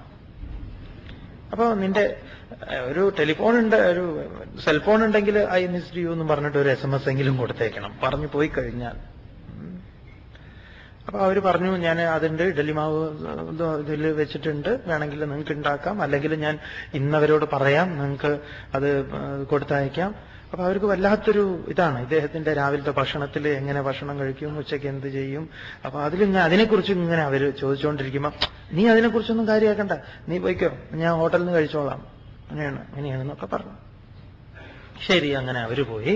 ഇദ്ദേഹം രാവിലെ ആയപ്പം ഒരു ചായ വെക്കാൻ ഒരു ശ്രമം നടത്തി. അത് വൻ പരാജയത്തിൽ കലാശിച്ചു. അപ്പോഴാണ് മൂപ്പർക്ക് മനസ്സിലായത് ചായ ഉണ്ടാക്കൽ തന്നെ കുറച്ച് മെനക്കെട്ട പണിയാണ് എന്ന്. അങ്ങനെ പത്രവായനയൊക്കെ കഴിഞ്ഞു പുറത്തേക്ക് ഇറങ്ങി ഹോട്ടലിൽ പോകാം. അപ്പൊ ഹോട്ടലിൽ പോയിട്ട് അവിടെ ഓർഡർ എന്തെങ്കിലും കഴിക്കാം. അപ്പൊ അവിടെ അടുത്തൊരു ഹോട്ടലുണ്ട്. ആ ഹോട്ടലിൽ പോയ സമയത്ത് അവിടെ കണ്ടപ്പോ തന്നെ അദ്ദേഹത്തിന് വൃത്തിയില്ല. അതായത് ആ ടേബിളൊക്കെ ഒരു വല്ലാത്ത പോലെ ഇരിക്കണു. അപ്പൊ അങ്ങനെ പോയിട്ട് ഇങ്ങനെ ഇരിക്കണം, ഏതായാലും ഇരിക്കണല്ലോ. എന്നിട്ട് ഇങ്ങനെ നോക്കുന്നുണ്ട്, ആ ടേബിൾ തുടയ്ക്കുന്നവനെ നോക്കുന്നുണ്ട്. ടേബിൾ തുടയ്ക്കുന്നവൻ വിചാരിച്ചു ഇതേതാ ഒരു വല്ലാത്തൊരു മനുഷ്യൻ വന്നിരിക്കണം, ഇതൊന്ന് തുടയ്ക്കാൻ. അപ്പൊ അവന്റെ ആ തുണി എടുത്തിട്ട് ഒരൊറ്റ തുടയ്ക്കും. ആ തുടയ്ക്കലുണ്ടല്ലോ കുറച്ചും കൂടെ അവിടെ അങ്ങോട്ട് പശ തേച്ച പോലെ. ഇനി ഇവനോട് പറഞ്ഞിട്ട് കാര്യമില്ല എന്നായി. അപ്പൊ ഈ കൈയൊക്കെ ഇങ്ങനെ വെക്കുമ്പോ അദ്ദേഹം തന്നെ എങ്ങനെയാകും. അപ്പൊ അപ്പുറത്തിരിക്കുന്ന ആൾക്ക് കൊടുക്കുന്നത് കാണുന്നുണ്ട്. എങ്ങനെയാ കൊടുക്കുന്നത്? ഒരു കുഴിയുള്ള പാത്രമുണ്ട്. ആ പാത്രത്തിൽ ഇങ്ങനെ ഇഡലി ഇട്ട് കൊടുക്കുന്നുണ്ട്. അതിങ്ങനെ ഇടുമ്പോ ശബ്ദം കേൾക്കാം, കടാക്കുന്നത്. എന്നിട്ട് അതിലൊരു ഒലിക്കുന്ന ഒരു ചട്ടണി, പിന്നെ അങ്ങനെ എന്തോ ആണ്. അതിങ്ങനെ കുഴിയൊക്കെ ആയിട്ടാ ഈ പ്ലേറ്റ് തന്നെ കടപടക്കെന്ന് കളിക്കുന്നുണ്ട്. ഒരു ബാലൻസ് ഒന്നും ഇല്ലാത്തൊരു സാധനം. അദ്ദേഹം വെയിറ്ററെ വിളിച്ചു. പിന്നെ എന്താ കഴിക്കാനുള്ളത്? അവർ ഇഡലി എന്നൊക്കെ പറഞ്ഞു. ഇഡലി എങ്ങനെയാ? നല്ല ചൂടുണ്ടോ? ആ, ചൂടുള്ള ഇഡലി. പിന്നെ അത് ഈ പ്ലേറ്റിലൊന്നും വേണ്ട, വാഴയിലല്ലേ, വാഴയിലയിൽ അത് ഈ നടുക്കുണ്ടല്ലോ വാഴയുടെ ഇല, അതിൽ ചളിയൊന്നും ഉണ്ടാവാൻ പാടില്ല. നന്നായി തുടയ്ക്കണം. തുടച്ചിട്ട് ഈ ചട്ടണി ഒലിക്കുന്നത് വേണ്ട, ഉണ്ട ചട്ടണി കൊണ്ടുപോവാ. അപ്പൊ ഇവൻ ഇതൊക്കെ കേട്ടു. എന്നിട്ട് അവിടെ നിന്നിട്ട് ആ ഒരു പ്ലേറ്റ് ഇഡ്ലി ചട്നി, അതേപോലെ ആ പ്ലേറ്റ് കടക്ക്. ഇത് തന്നെ നമ്മൾ വിചാരിക്കും അവിടെ പോയി കഴിഞ്ഞാൽ നല്ല ഉണ്ടയില് ഇലയില് ചൂട്, അതൊക്കെ വീട്ടില്. അപ്പോഴാണ് ഭാര്യയുടെ മഹത്വം അറിഞ്ഞത്. പിന്നെ അത് കഴിക്കുക, ഇറങ്ങി പോവുക, അത്രയേ ഉള്ളൂ. ക്ഷീണേ പുണ്യേ മർത്യലോകം വിശന്തി.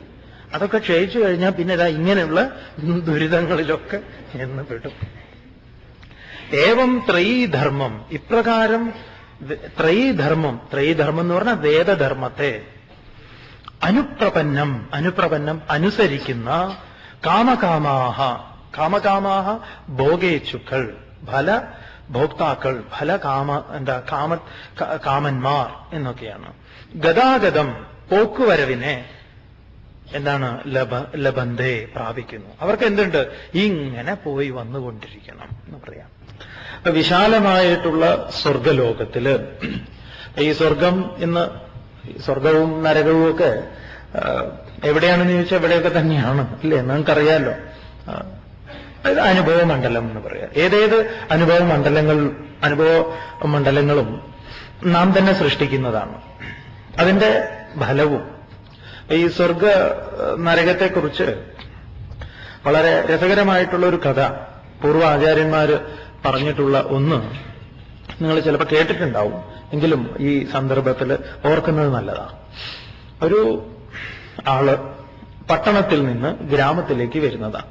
ഇപ്പൊ ഗ്രാമത്തിൽ വളരെ ഒരു റിമോട്ടായിട്ടുള്ളൊരു ഏരിയ, അങ്ങേയറ്റം ഒരു തരത്തിലുള്ള പരിഷ്കാരവും വരാത്ത ഒരു കുഗ്രാമം. ഇന്ന് അങ്ങനത്തെ കുഗ്രാമം ഉണ്ടോ എന്ന് സംശയമാണ്. പണ്ട് കാലത്താണ് കഥ.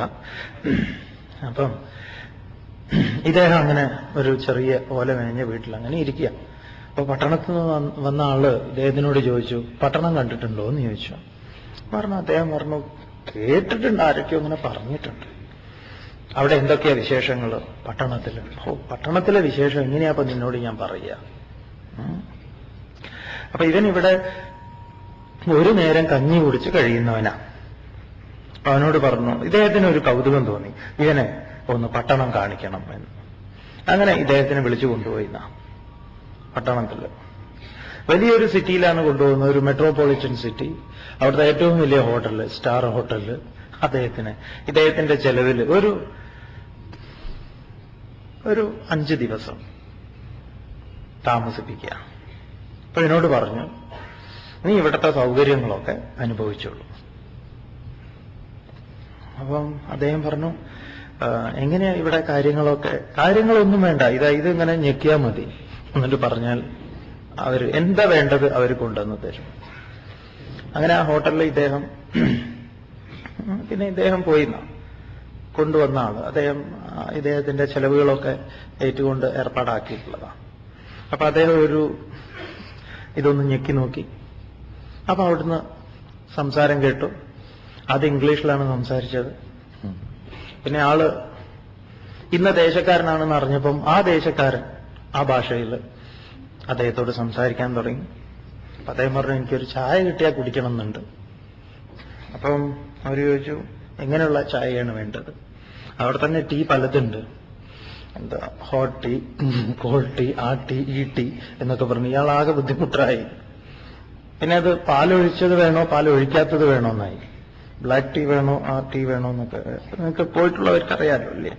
അദ്ദേഹം പറഞ്ഞു പാൽ ഒഴിച്ചതാവട്ടെ, പാൽ ഏത് പാല് വേണമെന്നാ, പശു വേണോ ആട് വേണോ കോഴി, ഇങ്ങനെ അത് കുറെ.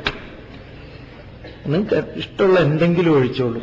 ഷുഗർ വേണമെന്നു, അതെന്താ പഞ്ചസാര ആവാ, അതേതാ വേണ്ടത്? വൈറ്റ് ഷുഗർ ഉണ്ട്, ബ്രൗൺ ഷുഗർ ഉണ്ട്, അത് കെയിൻ ഷുഗർ ഉണ്ട്, ഹണി ഷുഗർ ഉണ്ട്, എന്താ പറയുക വെജിറ്റബിൾ ഷുഗർ ഉണ്ട്.